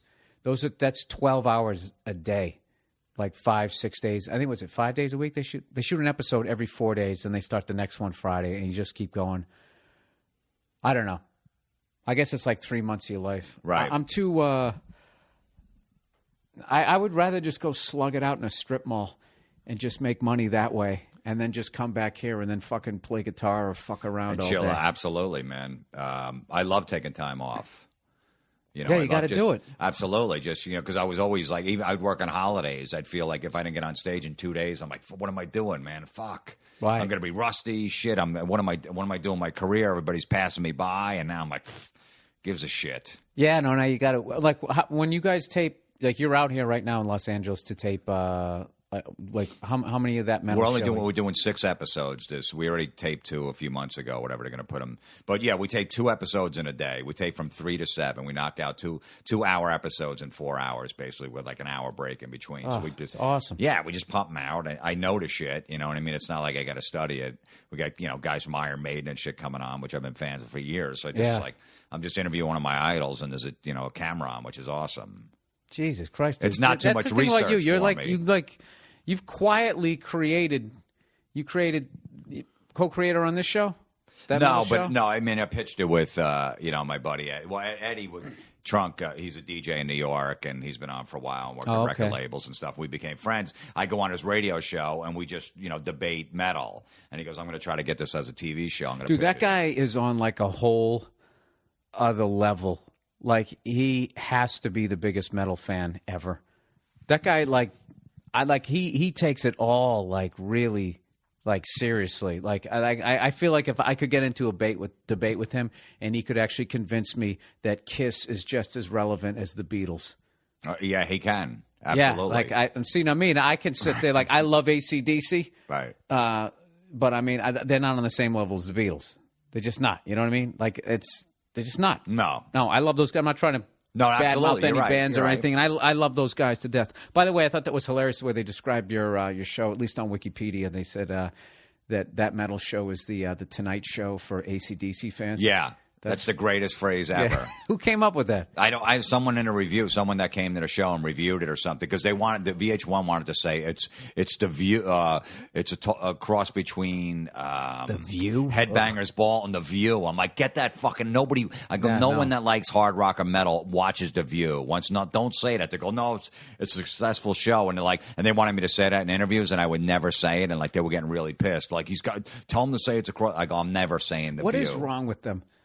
Just them in general. See, that's right. When I hear stories like that, I just like, how do you just not go, that is the dumbest fucking idea on the, you know what? I just feel like sometimes they just have to say something to justify the fact that they have a desk. Because if they just want to be like, oh, it's Headbangers Ball meets The View. I came up with that. That was my contribution to that show. And now I want to go create something else. I guess that's how they go up. I'm really not trying to sound like a bitter asshole, but I am here. No, of course, you have to be, because it's like, come on, we know. Like, no, that fan base, when I go to an Ozfest, I can go up to 20,000 people. Do you watch The View? And fucking about 19,000 would punch me in the face for even asking them that. No one would say yes. So why are we going? It's a cross between Headbangers and The View. As soon as the guy, if I saw that, because I was telling him, I go, if I saw that, I go, The View, I'm not watching that. And you know what their thought is? Their thought is, well, this is a very male demographic. We got to get the females in there. Ugh. So then they throw in The View, and just they can't. You know what it is? They can never make enough fucking money. They're just never making enough. They always have to do it, and then they got to add some extra fucking thing. And then when it nosedives, then they'd put it on you. Yeah, absolutely. And then you would have to bear that cross. Weren't you on that show that was like The View, but you had Ozzy on it? And you'd be like, that wasn't the idea, And the other person gets to just skate away. I know. I've been lucky because, the producer gets it, and, we fought for what they really. I think originally they wanted to be like a Rock of Ages type thing, to goof on the 80s metal. Uh-huh. They wanted us to basically dress in spandex and put wigs on and, go, ooh, all that stuff. And we're like, absolutely not. We're 3 fucking guys with no energy. We're not physical. We just sit there and we talk heavy metal. But we don't make anything bigger. We're not flashy. We don't throw kicks. I got to admit, I've been real jealous watching some of the people you've gotten to talk to, like just knowing you have Iron Maiden. Iron Maiden is one of my big, like, I fucked up that I didn't go see them. I could have seen them on the Power Slave tour. I forget what it was. My dad was pissed at me or something. I fucked up like 2 weekends before, and somebody had another ticket, and it was like, I was young enough where I still had to ask permission, still living at home, like 16, 17. I was just like, I got to let the old man cool off for now. I can't make that one. And I actually think my friends didn't even make it to the show. They got so hammered. My friends were idiots. But that's one of the big ones. And I saw one time I was flipping through, and I saw you had Jason Bonham on. And, I'm a John Bonham freak. And I met him one time at Guitar Center somewhere in Florida. I don't know why he was in there. He was living down in Fort Lauderdale, Coral Springs. I think he still lives down there, Jason. Oh, okay. Yeah. Well, I ran into him, and he was cool as hell. He liked comedy, and I got this, cell phone pictures back then was like a flip camera, and they're usually awful. Somehow it was fucking great. It was just this awesome picture of me and Jason Bonham, and then I left the fucking cell phone in the goddamn cab on the way to the airport, and I had never sent it to me, emailed it to myself or anything. So I was flipping through the fucking channels. Dude, I'm such a John Bonham freak that when when I shook Jason's hand, I was thinking he shook his dad's hand at some point. He had to have, and you walk around going, "Hey, Dad," but it just I literally felt I don't know. I was the biggest fanboy ever. So when I saw that you had him on the show, I was just like, Jesus Christ. Yeah, I mean, I would that guy would have had to call security if I actually got to sit down and ask him, and it would be 50 million questions about his dad, which he's probably sick of answering. I think he doesn't mind it though. He went out and did that whole Zeppelin thing, and supposedly I heard from a reliable source there's going to be something going on with Zeppelin at the end of the year. Oh, is that right? Yeah, the guy wouldn't say what. He's a famous photographer who's really close with Jimmy Page. Well, I thought Jason played great during that last reunion that they did for the head of Atlantic Records when he died. Yeah. And what I loved was he was doing an amalgam of studio and live shit he heard his dad do, plus he had a lot of him in it. I thought that he wasn't. I mean, that's got to be terrifying because Zeppelin fans and drummers I hate I look at there's a lot of people do drum covers on YouTube, and they'll do a drum cover of some Zeppelin song, and somebody will kill it, and someone will be like, "Good job," but there's only one John Bonham. It's everybody knows that.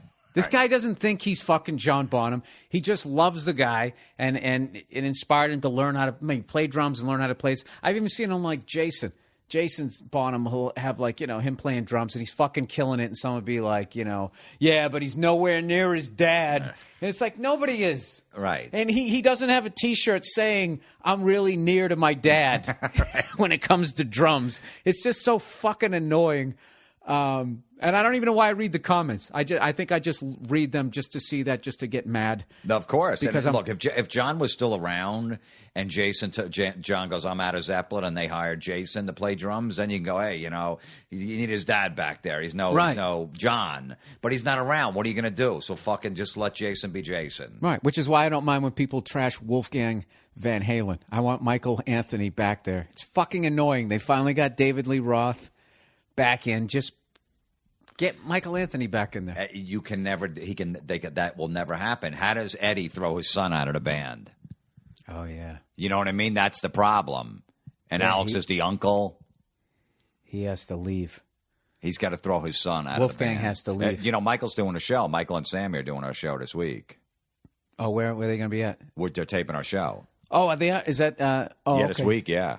Oh, if you want to come out, if you're around, you want to come to the taping. I miss everything. When is it? I think it was Wednesday. Wednesday, of course. I'm going. Okay, so it's time for a little advertising.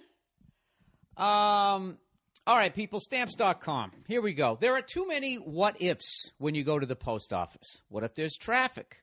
Or what if you can't find parking? Or what if there's some smelly SOB holding the door? Mommy, I don't want to go in there. He's smelly. I don't care, Judy. Things get smelly in life. You need to push past this. I married your father. This is our situation. Get in there and get the stamps. Right? No one wants to go through that. What if it's closed when you get there? What if you're too dumb to realize the sun went down and you don't realize that they're not in the post office anymore? You understand here? There's a lot of what ifs. With their limited hours, you never know. Avoid all that hassle. Just use Stamps.com. What's that, Bill? What is Stamps.com? Well, I'll tell you, you son of a gun.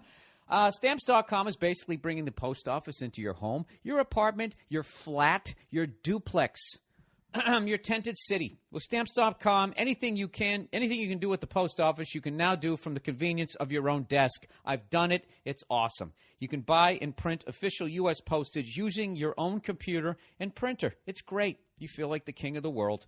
Get exact postage for any letter or package whenever you need it. All right? 24/7. Unlike the post office, Stamps.com never closes. Okay? And you don't have to look at somebody's stupid face when you walk up there, when they put that little thing, sorry, this window's closed, and you want to beat them with that little sign. Anyways, I actually use Stamps.com. That's how I send out all of my DVDs. I put on a little I'm in a mailroom hat, and I weigh my DVDs, and I send them off to a strip mall near you. So I can then go out, dance like a monkey, and hopefully whore myself out after the show and sell the DVDs. But that's another sad story. Back to the special offer here. Right now, use my last name, Burr, B-U-R-R, for this special offer. It's a no-risk trial. Plus, an $110 bonus offer includes a digital scale to weigh your letters and packages, up to $55 free postage. All right? Don't wait. Go to Stamps.com before you do anything else. Click on the radio microphone at the top of the homepage and type in Burr, B-U-R-R. That's Stamps.com. Enter Burr and bring the post office into your world. Stop going into their world. All right? It's like the end of one of those nerdy movies when you finally find the little glowy thing. Did I just mess it up at the end there? All right, whatever. Stamps.com. Do it if you want to. Something for you. E-voice, everybody. Would you like to have your cell phone ring but have people not know what your real number is? Wouldn't you like to have a cell phone, right? And only your friends and family knew the real number to it. And then you could come up with these virtual phone numbers that people could dial, but weren't really your phone number, but your cell phone would still ring. Would you be into that? Would you be into a service like eVoice that would allow you to do that? And off these virtual phone numbers, you could actually you could do conference calling on your own new business. And on the conference call, a feature where you could have actually up to 95 people for each extension. It's incredible. It's a business phone number that will ring on your cell phone. Okay? Without anybody knowing your personal one, which gives you the option of knowing whether it's a business one or a personal one and not answering it and whatever. It's absolutely perfect. It's an amazing thing. They offer an entire service where you can toll-free local managing of outgoing calls. This is all the what are they options? I can't even think this week. Mobility. All calls forwarded to a number / people don't have to know your personal phone number. Virtual numbers. So long as you have a real number, you can give out fake numbers, but it rings on your own number. And if you don't pick up on your business, your new virtual phone number, they actually have professional accents, professional voice actors to give you any sort of like an outgoing message. Like if you want to give the illusion that your business is bigger than it is and you have a bunch of employees, one of the options that they have is that you can actually have, like I would pick some sexy female voice with like a British accent. Just gives you business credibility. They'll send you emails with a text transcription of the voicemail or not. The option is totally yours. It's a great way to basically have all these different business lines without having to drill a bunch of holes in the wall in your house. You got, hello, welcome to Widgets R Us or whatever. I'm doing a bad accent. You know what I'm saying? You can start the whole friggin' thing. So it's email, eVoice. Check it out today. Do I have a website here? What the hell is it? Hang on one second. Let me get this website. Yeah, it's eVoice.com. There you go, Bill. You genius. Once again, eVoice is your mobile phone at work. It's perfect for business person on the move. Like myself, I'm actually going to get one of these phone numbers just because when I travel from club to club and all these different radio stations, like my phone number gets out there and I get weird phone calls sometimes, I rented a car in Chicago at like Avis like 3 months ago, and then out of nowhere I had to write down my fucking cell phone number. And the guy who worked at Avis called me up. Oh, actually sent me a text. Hey, saw your stand-up the other day. Really funny. I'm the guy who rented you the car at Avis, which is beyond creepy. And I'm a dude, so I can only imagine how that would make a female. So it gives you the great, privacy options while you still exist in the business world. Features eVoice offers includes call forwarding, call routing, toll-free 800 numbers, auto attendant, advanced voicemail to text or voicemail to email, however the hell you want to do it. Click on the eVoice banner on BillBurr.com on the podcast page or go to www.evoice.com/BillBurr to get your exclusive 6-month free trial. 6-month free trial. eVoice, your mobile phone at work. That's one of those ideas where I'm just like, that right there is why I'm not a billionaire. Because I just look at that like that idea was just out there, and I just did nothing. Why didn't I jump on that? Like YouTube, that's one of those ideas. Anyways. But now I'm telling you about them, so you got to check them out. These guys are great. All right? Because I've actually done half the shit that they do here, and I paid a fucking lawyer to do it. It cost me $1 zillion. All right. If you are you sitting in a cubicle right now? Are you wondering why you're making somebody else's dream come true? Why you're working towards that when you actually have an idea for a business? Well, and you're sitting there going, well, I'd love to get myself incorporated to start my business, but it's going to cost a fortune. Well, at LegalZoom.com, if you've been waiting for the perfect time to start your dream business, right now's the time to do it. You can incorporate your business or form an LLC at LegalZoom.com starting at just $99. It cost me like $1,500, something like that, $700, $1,500, I can't remember. It was a lot of money. They'll do it for $99. And if you have a family and you need to make sure that they're protected, LegalZoom also will help you make out your last will and testament for just $69. That's something that I have to do. All right? I have to make out my last will and testament, which is really a scary thing for me to do, because you're actually dealing with your own mortality. And considering I just had a dream like I did last night, it freaks me out. But I got to tell you, if I'm going to do it, I'm doing it for $69. In the past 12 years, over 2 million Americans have used LegalZoom for LLCs, wills, trusts, trademarks, and more. This is basically, look, if you're trying to start a business or if you need a will to protect your assets, this is the place to go. You're going to save hundreds, even thousands of dollars versus going the traditional route. And I know what you're thinking. Well, what if I get bogged down? What if I can't figure it out? They even have an attorney to help you if you need help. Basically, they have attorneys that you can call and that type of stuff. All right. Mandatory close. Sorry, I wasn't supposed to write the worst. There's the mandatory close, everybody, to this ad.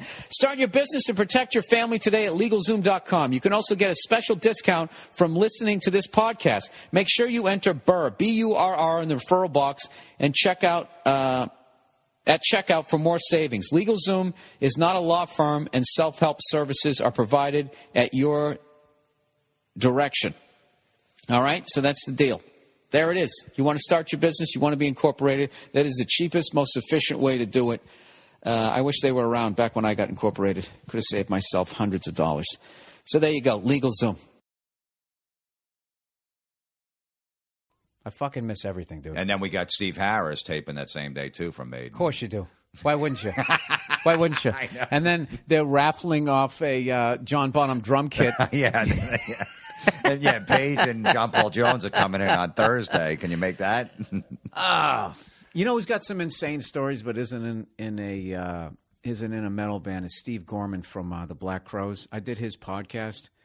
If you ever, I don't know if I'm trying. You would tell me about him. Oh my God, he's got some great, and I'm not going to tell any of them. I'll tell them to you when we're off, just to give you a gist of some of the stories. But I mean, I don't know what he wants out there. Plus, he lived them, so you tell him better. But how the hell did I get to know him? I think doing his podcast is how I got to know him. And then the Black Crowes came, and they were playing the Palladium one night. Did some epic, 3-hour show. Like, the first half was acoustic. Then they came out and did the electric stuff. It was incredible. And he's one of those just really just, been through it and back again, so just totally down to earth. Totally cool guy, man. He would be great. I mean, I don't know if Black Crowes are too Rolling Stone. No, they would fit in. I love the Black Crowes, man. Yeah, right. well, I'll tell you, that guy would be a fucking amazing guest. If he told half the stories, or just one or two of them, they're just really it's you know what it is? As a comedian, we have a bunch of stories, but so much of it is solo shit. And as much as you might not get along with another comedian, you don't have to go out on the road with them. And it's just that thing of I've done a couple of comedy tours, and it's just there's the late guy, there's the fucking loud guy, there's the dude who's snoring, there's always, and you have to learn how to get along with those people. I don't know how the fuck these bands do it. I don't either, man. Being on a tour bus for friggin' 6 months at a time. No, and bunks. And they all got that fucking story too. Like the second the tour ends. Like they just all leave in different cars by then, and they don't talk to each other for like fucking 8 months. Yeah, it's unreal. I mean, I don't know. I think that's how I would have been with my friends if I was in my early 20s, when you don't recognize like, hey, shit's getting out of control with everybody's relationships. We need to have a sit down here, and you just let it get to that point where the level of resentment is so high. You don't even give a fuck that you're playing arenas. Yeah, you're gonna walk away from that. You can't get along with the bass player. Doesn't even make sense, right? They speaking of which, we got Aerosmith coming on a show this week. Of course you do. So, of course who else do you got that I'm not going to be able to come into? I finally have a fucking hookup in this goddamn. Actually, Aerosmith, they're going to tape on Sunday. Oh, it's not Joe. right? It's not Joe and Steven. It's the other three: Brad, Tom Hamilton, and Joey Kramer. That's even cooler. I know we want to the unsung heroes of Aerosmith. Yeah, that's even cooler. I don't want to talk to Steven Tyler about fucking American Idol. I don't give a shit. You know what I mean? He said he's done, though. Yeah, I know he is done, but I'm just saying I didn't want to revisit that or any of that crap. Right. So we got these other guys coming on, but there was a point where they weren't. That band's always been fighting for years. There was a point they didn't even play for 2 years, and they were doing a gig over in like the Bay, and they were getting like $5 million to headline this big rock festival. Right. And they had to do the gig. They weren't going to cancel it. They didn't talk to Tyler for 2 years. Tyler didn't. They didn't even talk to him before he walked on the stage. Wouldn't even rehearse with them. He didn't. For that one big show. They didn't play. Right. The first time they saw him in 2 years is when he walked out when they opened up with like Sweet Emotion, when he hit the microphone. That was the first time they even saw him. That's how much they hated each other. Yeah, he didn't fly with them. So then when they did the show, was he still putting his arm around Joe? Yeah, he just went up there like nothing happened. But then you saw like 6 months later, had another gig, and fucking Joe knocked them off the stage. They had a whole stage going out to the crowd, right. Like a little and Joe friggin' nudged him, and he went flying in the crowd, and he broke his his arm or something like that. He had to cancel a tour. And Joe's like, I do that to him all the time, but you could see he did it on purpose. Like, you fuck.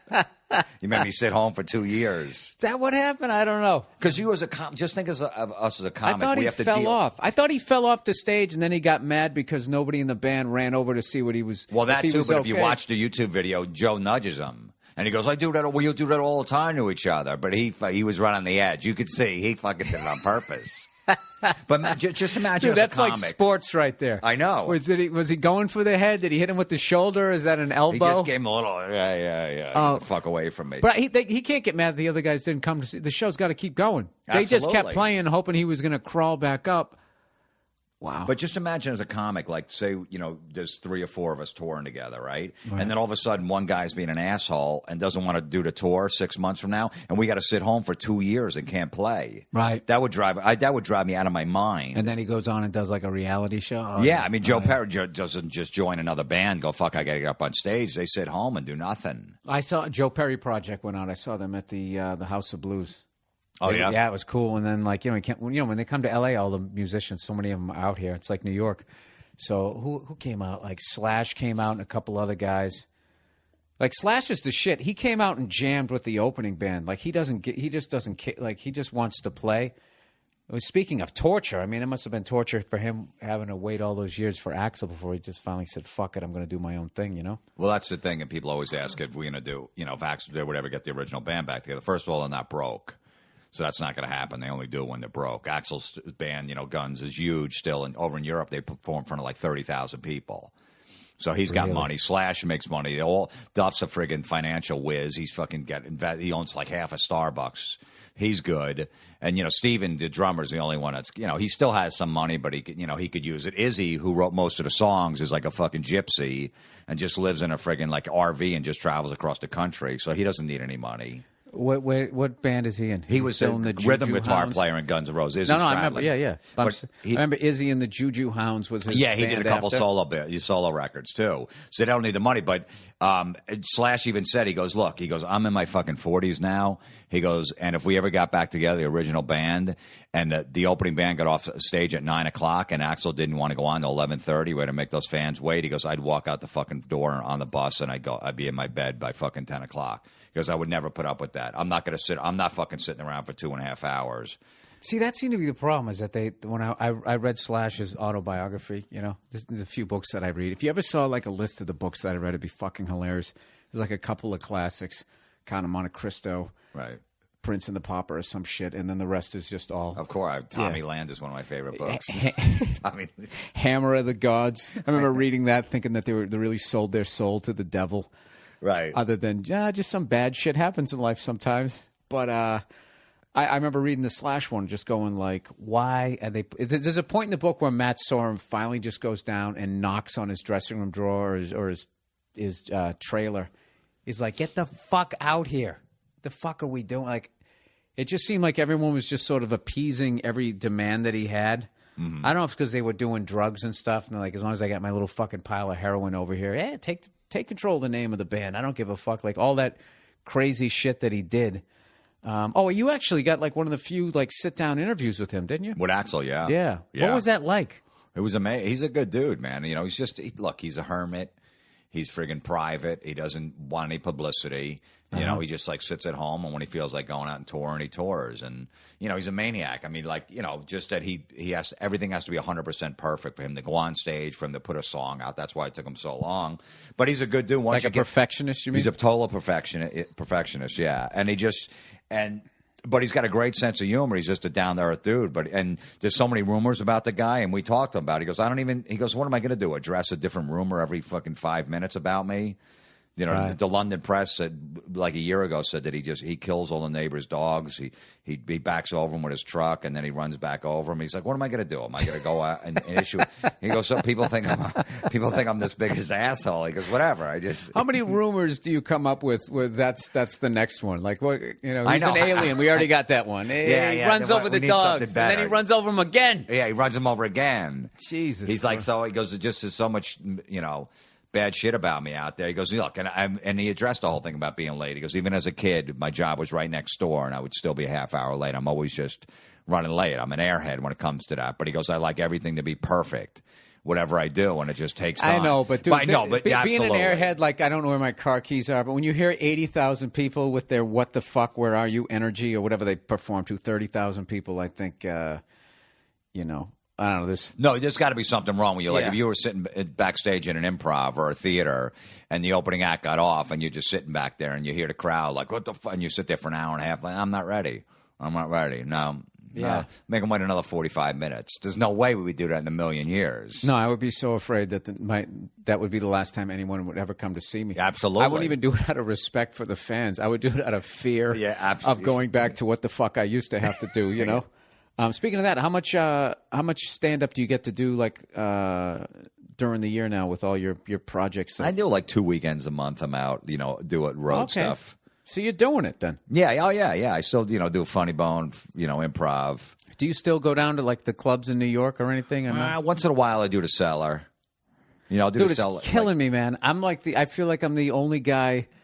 Like, I go down to the Comedy Store and, like, the improv out here, and, like, when I think about all the guys that I started with and all of that, like, I don't know, like, a lot of them, they just don't come around to the clubs anymore.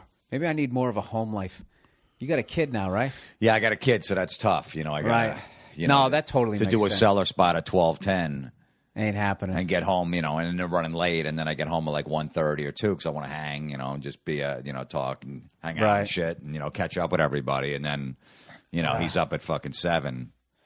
Yeah, you know what? I was amazed at how Norton could, you know, once he got the Opie and Anthony gig. I remember like a few times I sat in for him, and I would go out and try and do stand-up that night. And I was already wiped out if I had done the show that day. And then try to get up at like, you know, 5:30 in the morning. Like, he's been doing that for like, what, 10 years? Yeah. 12 years? It's ridiculous. I don't know how he does that. He's a maniac. Yeah. Does he sleep during the day? How does he do it? Yeah, he says he takes a nap during the day, but still, it's like, you know, he hits an early spot. You know, he's probably done by like 10 o'clock. He said he goes to bed at like midnight and gets up at 5. 5? And then his brain is that quick? Like, he has one of the quickest minds ever.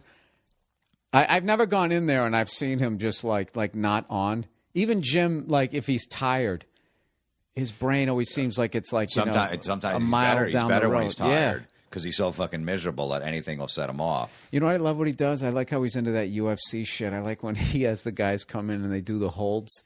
They'll like choke him. And you hear that fucking noise he made? And somebody put that on a loop. I watched that one time when I was on the road, just fucking laughing my ass off for like just killed like a good 10 minutes on the road, just dying laughing. But, yeah, you get, these guys put him in chokeholds. They friggin' I was there one day. Punch him. Yeah, this guy what did he do? He took he kicked him with his shin, right where you get a Charlie horse. Right. And the look on Jim's face was so priceless because it was like one of those pains that was so severe, like it was like a pause before it set in, and then he literally looked like nauseous. Right. Like and I remember Kenny was upset too, going, he's like, that guy didn't have to hit him that hard. That was bullshit. No. He didn't have to hit him that hard. But it was worth it. He's a trooper, man. He really. No, he is, man. That guy deserves everything he gets. Because I mean, that guy would get off a plane on fucking Christmas Day and do 3 spots at the Cellar and 2 at the comic strip. I'm like, dude, you could take a day off. Go see your family. I got spots. I got to do it. Yeah, you remember that shit when we used to go down, when we used to do the food spots at the Cellar, and we would do them, and then you'd play, everybody would play chess and just shit on each other if you weren't playing chess upstairs at the Olive Tree. You know what I love about that? Thank God nobody was, because I'm so fucking codependent. If they were all drinkers, I would have been boozing like every night with them. But thank God they weren't, so everyone just sat around. Like Patrice never drank. Yeah. Jim doesn't drink. Bobby didn't drink. Yeah, none of those guys drank. And I remember getting into this cycle of going down there and doing like a 12:30. No, David Tell was always at 12, so I'd be on after him like 12:45, 12:50. And then you just sit there, and you'd always be like, I'm going home early tonight. I'm going home early. Next thing you know, it was like 4 in the morning. The amount of times I took the subway home, used to take the 6 from Astor Place. I'd take it up when I was living with fucking Bobby, and we'd be getting off the train, and the sun was coming up, and people were coming out to go to work, and it was so fucking bizarre. It was kind of cool, but then also I always felt like a bum, because I used to be like a morning person, had like a paper route and all that type of shit, and then you get in that awful cycle where you'd go to bed at like 7:30, sleep till like 3 or 4, and then you just wake up and do what? Get breakfast, and it was time to go down the fucking Cellar again. Yeah, that's a tough. I lived with Norton for like 4 years, and that was his schedule. I would go to bed at like 2. I was never a 6 o'clock guy. I go to bed at 2 and get up at 10. He was a guy that at 7 in the morning he'd still be up, and then I have to wake him up at like 6 o'clock. I go, dude, you got spots. You got the Cellar at 8 o'clock. I'd be waking him up at 6 o'clock. How long did you live with him? Like probably 3 years. And you guys were able. You guys seem like you'd be able to get along good. Right? Absolutely, yeah. We got along great, man. We lived right outside the city. We paid like $300. I had a girlfriend at the time that lived with us. So it was $900 for rent. So we split it 3 ways, $300 a piece. Perfect. We were fucking 5 minutes away from the GW or the Lincoln Tunnel. It was beautiful. It was a shithole. It was fucking mold all over the walls and stuff. We didn't care. Like $300. It's fucking beautiful. I lived with Bobby, and we almost killed each other by the end. But I actually learned how to let shit go. Like Bobby has this great thing where he can get past shit. And I didn't come from a school where you got past shit. It's like you did something to me, and then we had fuck you, and then the shit was over. But I learned through him how to be like, all right, dude, you don't write somebody off because they spilled orange juice on your fucking little kitchen TV that you had there, But we lived we lived 3 people in a walk-through 1-bedroom apartment. It was 1 bedroom, and then it was like a sitting room. Right. And we actually used that as like the bedroom. And then in the living room, Bobby had a pull-out couch that he slept on. It was ridiculous. And our roommate, anytime he brought a chick back there, he always fucking walked through. And Bobby put like a shower curtain up. It was fucking hilarious. And the guy always would come fucking, and he'd fucking like try and peek in to see the chick you were with. Oh, yeah. Not during, but like afterwards when you're fucking laying there. So one time Bobby fucking, the dude came walking through. So Bobby was naked and he was underneath the covers. So what he did when the guy was coming back, because when he'd come back, it's the way you were laying in the bed, and then he'd look to see, I don't know, see your titties or whatever. Bobby pulled the covers off of himself and was laying there totally naked. And the dude came walking in and locked eyes with Bobby, and Bobby was just like, what's up? And he never did it again. Really? He never did it again. It was brilliant. It was fucking brilliant. It was classic Bobby Kelly. Like, I would have sat there for fucking 4 days trying to figure out how I'm going to approach this subject with him. He just got right to the core. I'll just show him my junk. Right. That'll freak him out. That's funny. And I don't have to say anything. It was fucking perfect. That's great. I used to have a roommate where his dad used to come home and want to look at the girls that we brought home. Oh. Yeah, he was real creepy, right? Yeah, he would always, he fucked one of his son's girlfriends after they broke up. Wow. Yeah. Was he a younger guy? No, I mean, he was like 20. He was probably like 45 and we were 20. Something like that. He was bald dude. He wasn't good looking at all or anything like that. Jesus. Yeah, so he was always, so I remember one time, like we only had one bedroom. We were sharing. We had these two girls there, and I was on the floor at one. The son was in the bed with the other, and he comes home and he's peeking in. And he turned the light on. He looked. I never forget this. This is so funny. He looked at the bed and he couldn't really see, and then he looked in the ground. He saw this girl, and she was fucking fat. Right. That's what I got. And he's like, "Who the fuck's with Orca down there?" I never forget. He said that? He said that, yeah. What did the girl do? We just pretend like, get out of here. And we just pretend you try like to drown him out? Oh, we tried to, but we didn't drown him out at all because it was awful.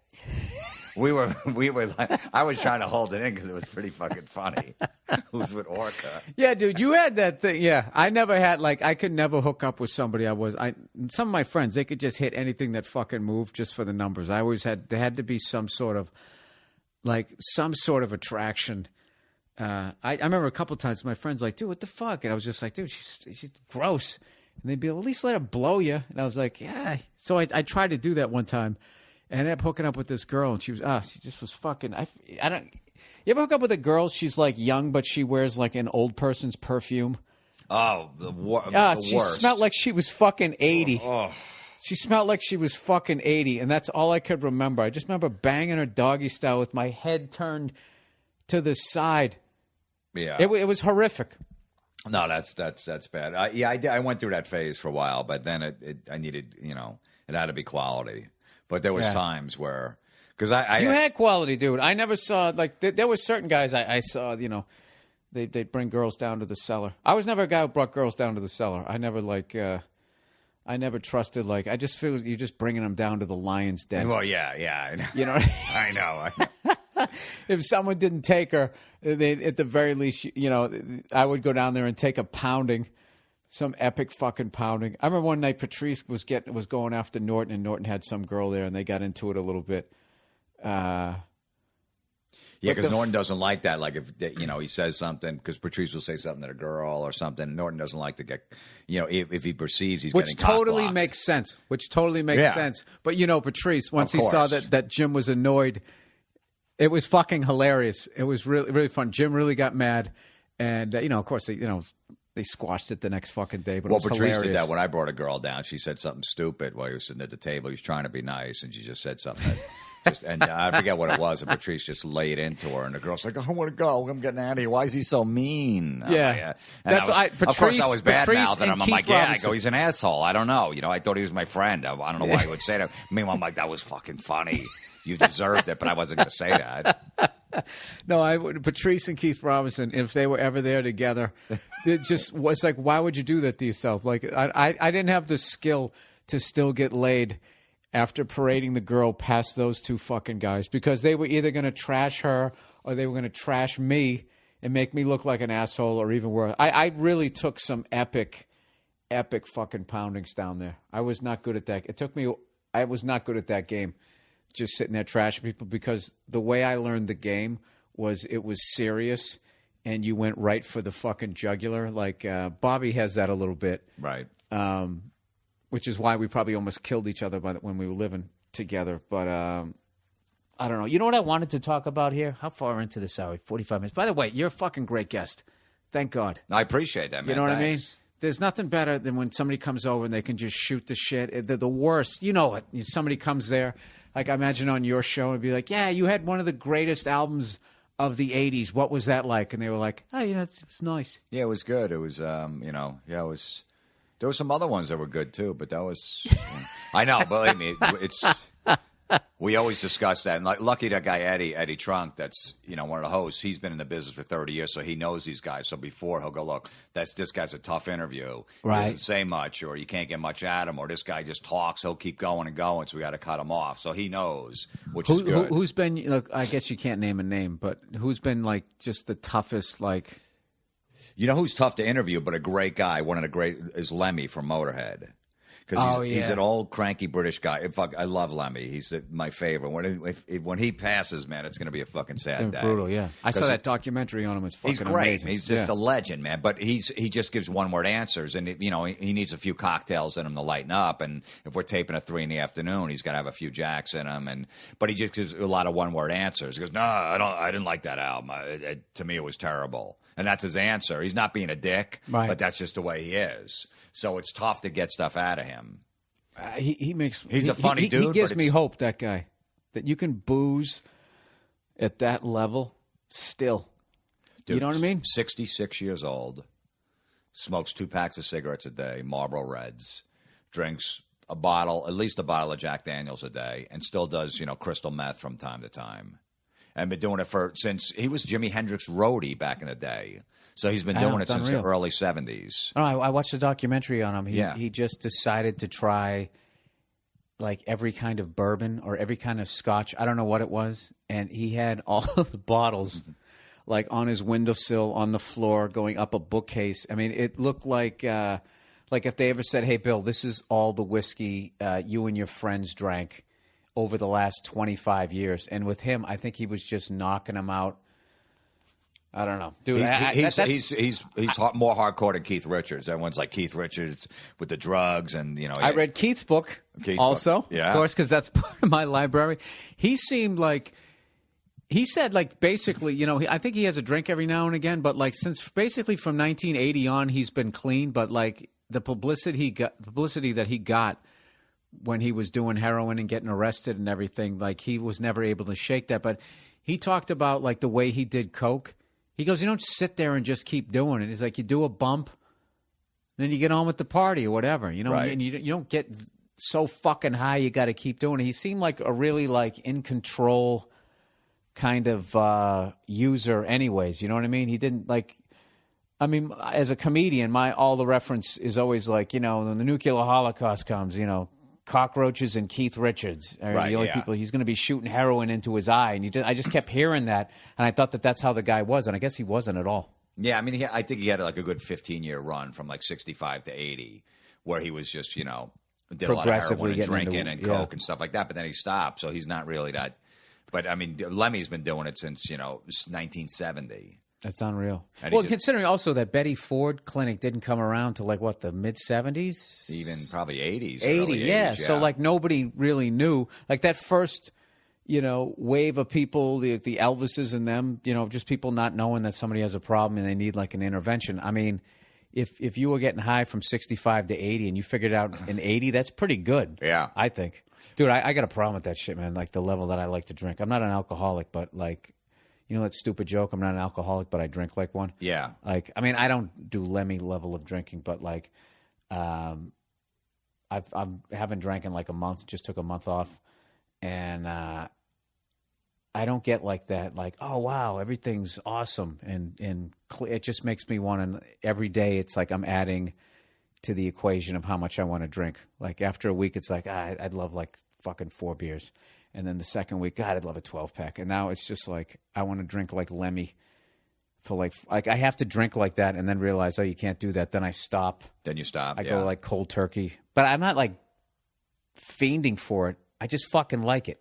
You know what I mean? No, absolutely, man. I was never one of those like my grandparents always had like a drink at the end of the night. I'm like, as a comic, we never did that. We're like, you just go to fucking bed. Thank God you guys didn't, because I would have. If you guys did, I would have. Yeah, I never did. Especially if I'm on the road or I'm at the fucking Fort Lauderdale for 3-4 days, I'll have some beers after the show, maybe a couple of shots. But, when you're home doing comedy sets in New York, I'm like, no, I would never even think about having a beer or anything, thank God. But now as I get older, I'm like, I have a glass of wine, have a couple. But I don't go that far. That was never my...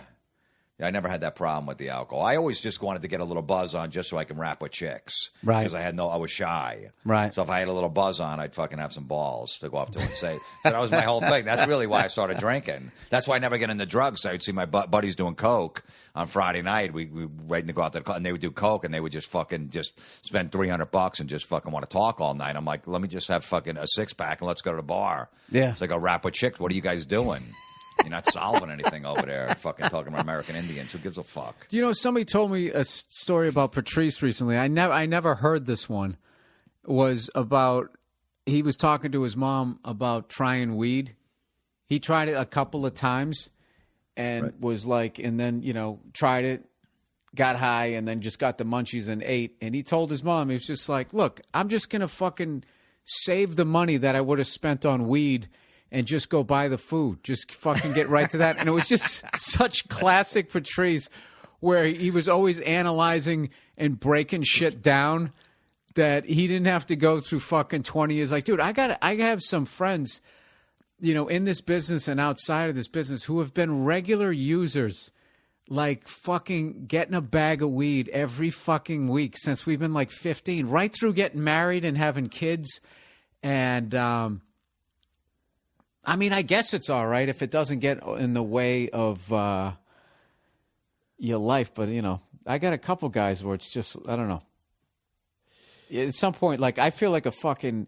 The thing with, like, booze is you can fool yourself by sitting there drinking, like, you know, if you're sitting, like, in a parking lot, you know, shotgunning beers, right? It's pretty obvious that, you know, you're too old to be doing this. But you put on a sport coat and you're at a whiskey bar, all of a sudden you feel like there's this sophistication to what you're doing. It's like, no, dude, you're getting loaded. You did this outside the Worcester Centrum before fucking Judas Priest concert. You're still doing it. Yeah, it's just you're putting scotch in a glass now instead of drinking fucking beer out of a can in the parking lot, you know? Yeah. You're trying to class it up a little. I never drank wine. I'm like, wine's for fucking pussies. Wine. Right. I'd see my friend, what the fuck you drinking wine? No, it's good, man. It's nice and mellow. I'm like, fuck, what a fucking queer you are. Yeah. And now in like the last 5 years, I'm like, I've been to wine country twice. I'm like, this is awesome. I'm always trying to try this bottle. I hate that I like it. It's a horrific hangover, but I hate that I like it because to me, wine was something that rich people did, and then it was like the soccer mom thing. Like there's so many soccer moms out there, like their running joke is if it's after 4 o'clock or after 5 o'clock, you don't have a drinking problem if you sit down and have that glass of wine. But from what I've heard, you know, having kids and that type of shit, you need a couple of shots. You do at the end of the day. But if you drink, you know, find some good wine, you won't get a hangover. I like Barolo. My girl's a big wine connoisseur, and she knows. She was buying like $15 $20 bottles, and I was getting headaches. I go fucking up at the 40 a bottle. And then it's fine. You don't get headaches at all. So it's not. It doesn't have to be $100 bottle. But yeah, no, wine's good. Now I love it. I'm like, this is fucking great. It's nice and mellow and shit. You have with a meal, and I get a little buzz, man. It's like I get a little buzz on like a glass and a half. I'm like, this is fucking awesome. It used to take me like 15 beers. Yeah. And now, you know what's weird? I'm drinking fag beers now. I call them all the micro brews and stuff. And I was never into that. I was like, fucking, what are you faggot? Yeah. Drinking, what the fuck? Ale, it tastes like, just give me a fucking Coors Light. Give me a Bud. Right. Stop with this shit. And my girl and her whole family drinks all those. And I used to make fun of them, like, fucking fag beers. Right. No, I want a Coors Light. I want a Bud Light. I'm not drinking a fucking fag beer. Right. I don't want a wheat ale, summer. Fuck you. Right. And now that's Cherry all I drink. Wheat. Is that right? Yeah. I go to the microbrews just because I feel like I'm sticking it to the man. But then I'm like, who is the man? The guy who makes Budweiser? I love that guy. Like, I'm actually upset that Coors Light, for the first time ever, outsold Budweiser. So technically, Budweiser isn't the king of American beers right now. So I've been ordering more Budweiser, trying to help them get up and over the bar lately. You know what I mean? But I'm telling you, man, retain their title. Those microbrews and all the shit, the ales and stuff, they don't give you hangovers. If you have 8 or 10, because it's pure. And I never bought that shit. I'm like, whatever. And like it's just better for you. And I thought the hangover just came from fucking, you get dehydrated with all the alcohol. Well, that could too, but especially the light beers, they're doing something to it to make it light. It's not fucking natural. This is such a classic fucking like barroom. Like none of us know. We don't know what the fuck we're talking about. I know, we don't know. Yeah, it's like the alcohol takes out, Yeah, the light. They go, so no, pure. that's processed. You fucking drink this. Some guy was screaming at me. What the fuck are you getting the light for? You know what's the hardest thing when you're dry to watch is those fucking Sam Adams commercials. Like they have to be responsible for so many people losing their sobriety when they sit there and they're fucking snorting the hops like goddamn Tony Montana. They got one recently. The guy literally jumps into the beer. He's like swimming in beer. Really? And like when you're not, like when I'm drinking, I don't even notice those commercials. But when I'm not drinking and I fucking see that, like I actually get angry at the people at Sam Adams. Like, like I don't know who came up with that, but they're making it so fucking appealing, Right. that I don't know. They annoy the shit out of me. But we're running out of time here. We only got like I guess I can go as long as I want, but I don't want to fucking. I go by the old showbiz adage of leaving them wanting more. Yeah, absolutely. But that's why my podcast is like 18 minutes, 23. dude, I fucking love your podcast. Really? Oh, me and Paul Verzi Paul Verzi does a great. He does a great Florentine. Really? I'm telling you, it's he got me. He's the one who told me that you were doing, because I didn't know you were doing it. He's like, dude, you got to listen to Florentine's podcast. Oh, by the way, hype your podcast. Where can people get it? It's on iTunes. It's Comedy Metal Midgets. It's called Jim Florentine Comedy Metal Midgets. Metal And it's on my website, jimflorentine.com. Oh, I'm trying to think of how he does the impressions of, what are you kidding me? It's garbage. It's a joke. Fucking joke. Awful. It's fucking joke. Brutal. Yeah. I know. Some guy tweeted me a day. He goes, dude, you sound so miserable when you start your podcast off. I'm like, yeah, I am. I'm fucking sitting in my office by myself and something fucking bothers me. I go, I'm going to do a podcast about it. I'm angry. How do you think, I know you're a big Miami Dolphins fan from knowing you all these years. How do you think they're going to be? I think they could be pretty good. You know, they got new coaches in there. Got fucking old man Parcells out of there with his fucking ancient 1980s. Let's get some big bodies on the defensive offensive line. Right. Just stuff to run. Yeah, meanwhile, it's been a passing league for the last 15 years, you fat asshole.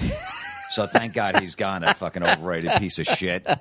And, you know, they got a new guy in there. He used to run the Green Bay offense, and they got that Tannehill got a rookie quarterback, and they got a couple of veterans. I'm psyched. We'll see. I mean, look, they might go 10-6, 9-7 probably, but, you know, New England's a fucking monster, always going to be.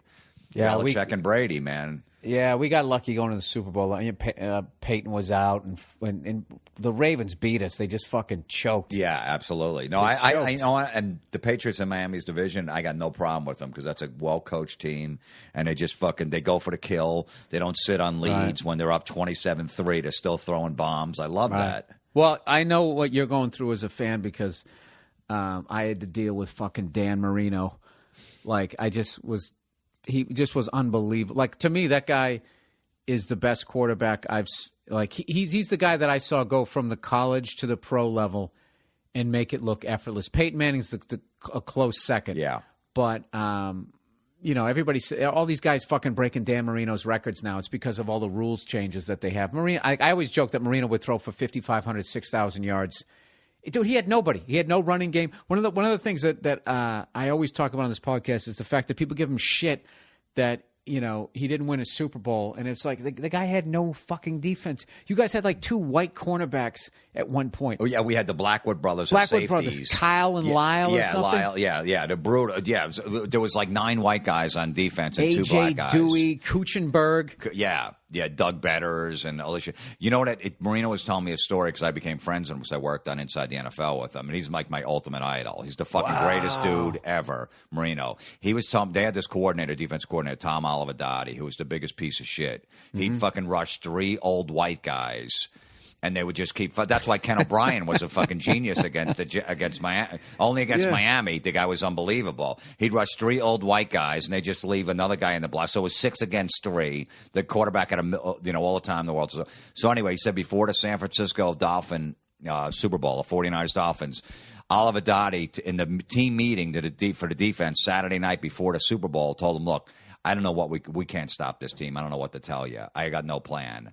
And Marino heard that. He goes, dude, he took him aside. He goes, lie to him. He goes, fucking lie to him and just say we got a plan. He goes, I would do that to my offensive line all the time. He coming back in the huddle. You could block Bruce Smith. No, I can't. You can. He's a fucking pussy. You can block him. Just fucking get him on his knees. He goes, I knew he couldn't, but I gave the guy encouragement. Yeah. He goes, another thing, Dan Marino had no running backs. He Delvin Williams, Tony Nathan, Kareem Abdul-Jabbar. Sammy Smith. He had nobody. He had one guy, Kareem Abdul-Jabbar, gained 1,200 yards one season. He only had one running back rush for 1,000 yards in a 17-year career. Right, and then he also had Don Shula, who the game had passed him by. Yep.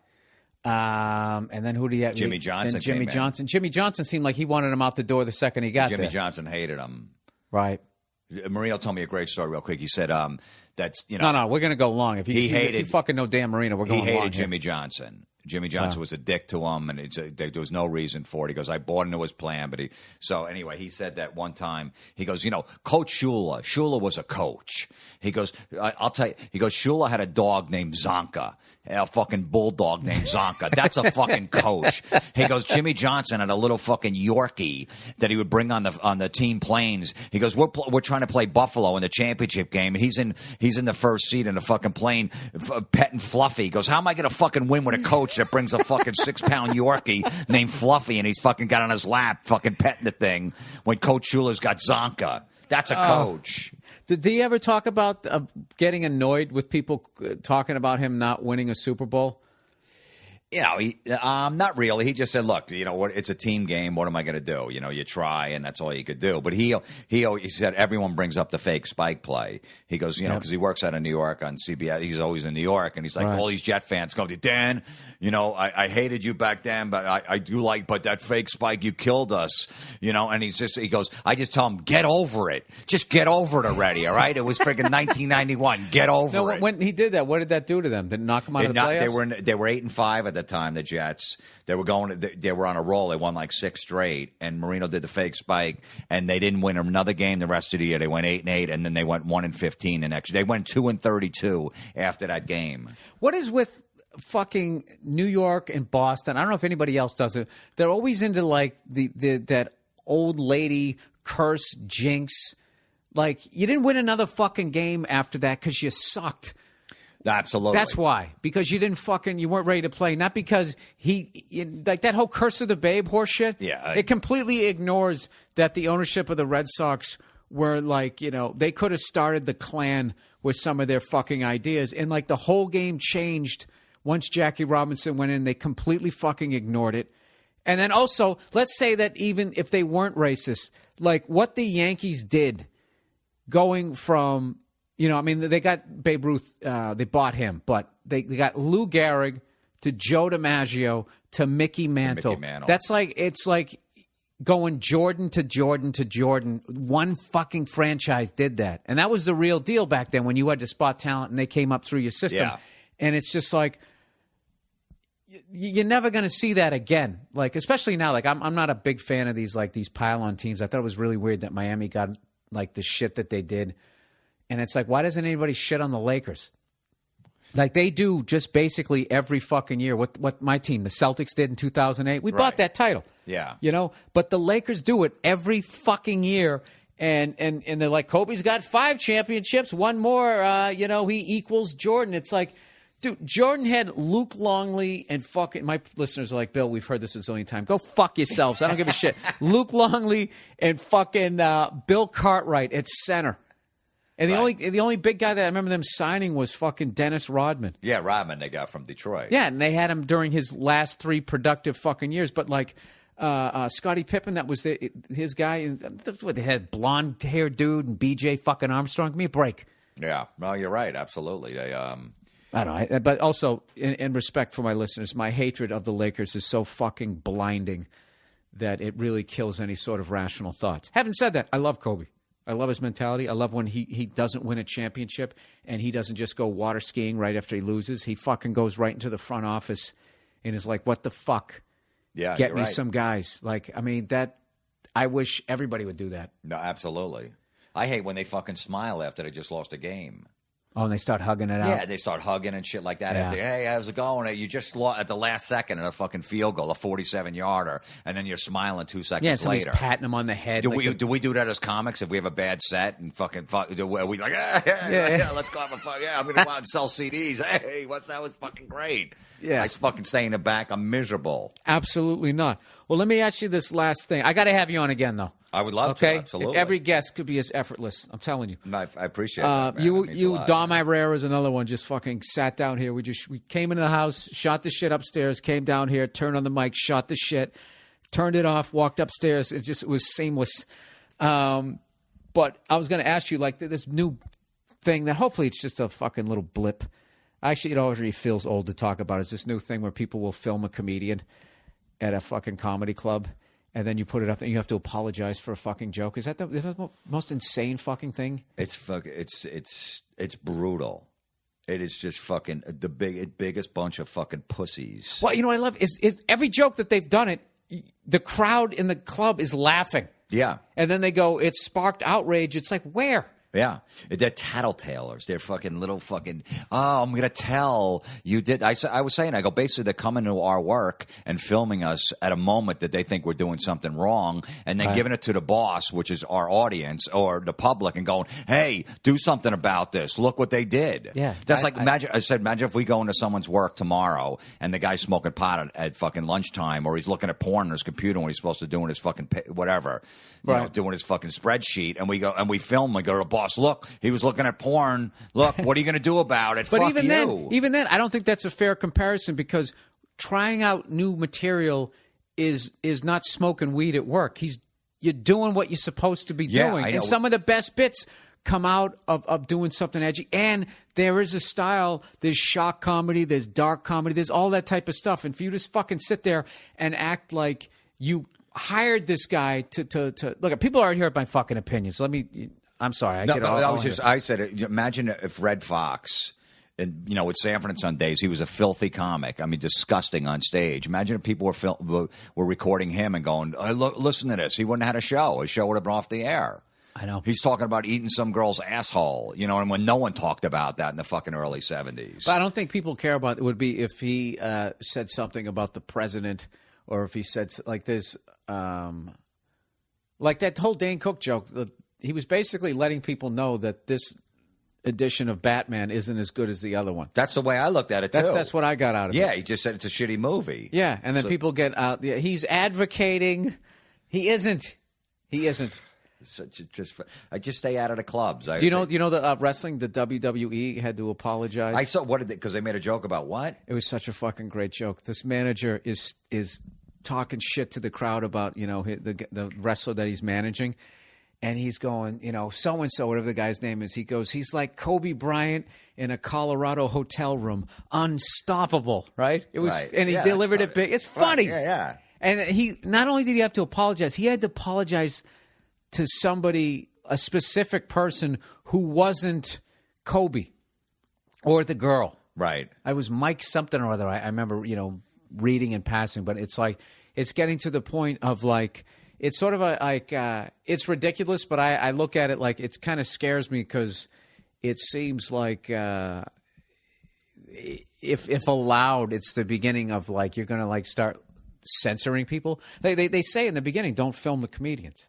And that's another thing too. None of these comics uploaded that shit to try to reach anybody else other than who the fuck they were performing to, Absolutely. And you know what? I mean, someone made a good point. My friend was saying, he goes, you know what? I mean, basically what they're doing is it's illegal. They're illegally recording you. Because you have to, in most states, you have to have permission to record somebody. So they're basically doing is illegal by secretly tape recording us. Right.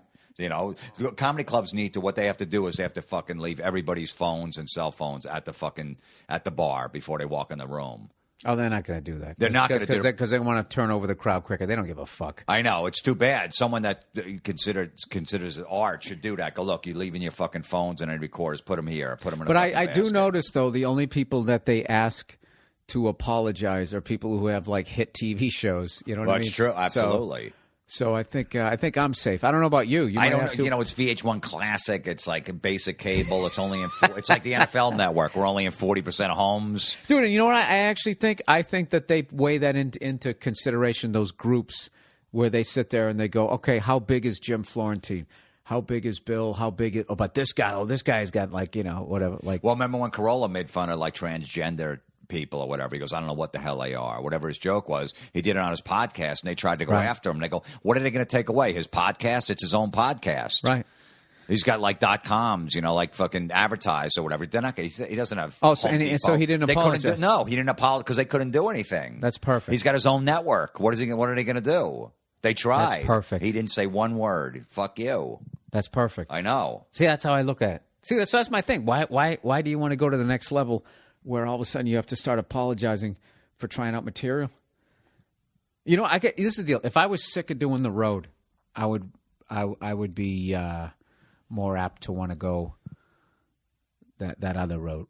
But like, I don't know. This is supposed to be about you. I'm sitting here fucking No, it is. It's psychoanalyzing. about comics. No, I hate it. It's the worst thing that can happen to comedy. It's the worst thing because people really aren't going to want to take chances. Well, I just look at it. Look, if you there is the style of comedy that those people who get offended are looking for exists out there. Okay, you didn't go to that show. You know, you didn't have to click on it. You didn't have to listen to it. You chose to listen to the fucking thing. And the guy who said it didn't choose to film it and upload it. Somebody else did. So I don't know. I'm talking in circles here. My mom is 74 years old. She's super religious. Right. She's just watches like Touched by an Angel all day. She's been to 2 of my shows in 20 years. She's been to 2 of my comedy shows. Right. So I wanted to invite her like 6 months ago. Mom, come to my. She goes, no, I don't like the words that come out of your mouth. You're going to make me uncomfortable. I go, look, I'm going to be clean tonight because I was working on a clean set. Right. And you know what she said? She goes, yeah, but I don't know about the other acts on the show. I don't know what they're going to say, so I'm going to stay home.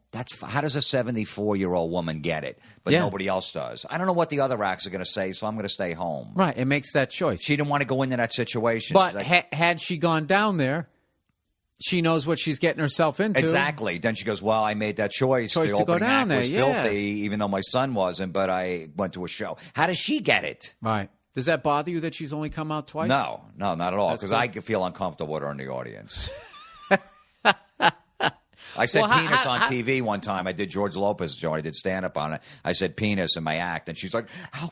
I can't believe you embarrassed the family. You have nieces. What? They saw that. What do you?" I go, "Mom, if I start thinking about my fucking 10-year-old niece when I'm writing jokes, my career's over." Now, how did you, with the mom as religious as that? Did you rebel against it? Brutal. Yeah, it was brutal. Yeah, brutal. Yeah. How bad? Did she make you dress in like suit and tie? All the boy, all that stuff, and sign me up for that. Catholic schools my whole life. Put in them from. Oh my God. Oh yeah, from kindergarten basically. Now, at what point were you deciding that this wasn't the road for you? Was it what the priests were saying, or like what? Well, you probably after like the third grade, because all my friends were in public school, and I wanted to hang out with them. Right. And I was hanging, and I just hated it right off the bat. And they were like, "No, it's a better education." I'm like, "How? How is it? I got a fucking priest teaching me math. He doesn't know about fucking math. A nun is teaching me fucking English. Yeah, that's a better education." Right. Even in high school, my fucking. So wait, you went all the way through to senior year? Yeah, through senior year. Wow. Yeah. I got thrown out of two schools for being out of control. And what was out of control? Well, they had these. They were bragging. They make the announcements in the morning. Oh, whatever. So you have to say a prayer and all that shit. So they said we just bought these wrestling mats. We spent a lot of money on them for a gym class. So please take care of them. So, fucking my next gym class later that day, I fucking cut them up with razor blades. It was like fucking $3,000 worth of wrestling mats, and I cut the fucking stage curtains too. Why? I don't know. Just because they said take care of them. Because it just annoyed. Yeah, really take care of them. Okay, fine. I'm going to cut them up with razor blades. And how did you get caught? Well, they didn't know it was me. They knew it was from our class because we were like the last class of the day, like 8th period or whatever. So they knew it was somebody in our class, and it was only me and 2 other fucking derelicts in the class. So they narrowed it down to us 3, and they had us in the office every day. We know you did it. They'd punch me in the face, smack me, pull my hair. Stare at the wall for 8 hours. Physical? Yeah, and I'm like, okay, fine. I would stare at the wall. I wouldn't admit it. I had to fucking swear on a Bible. My mom took me to our local priest, and she goes, I want you to swear on a Bible. You didn't do this. And I swear on a Bible. I go, no, I didn't do it. Yeah, which is hilarious if you don't believe in this shit. Yeah, I'm like, yeah, I'll do that. I'll fucking, yeah, put me on. Give me a whole stack of them. Yeah, whatever book. Yeah, I don't give a shit. Put Slash's book. I'll swear on that too. So did you start partying and that stuff? You started getting into the weed and drinking probably at like 14 or 15. I was good in sports like baseball. I was on the freshman team. I was playing on I played on the varsity team as a freshman.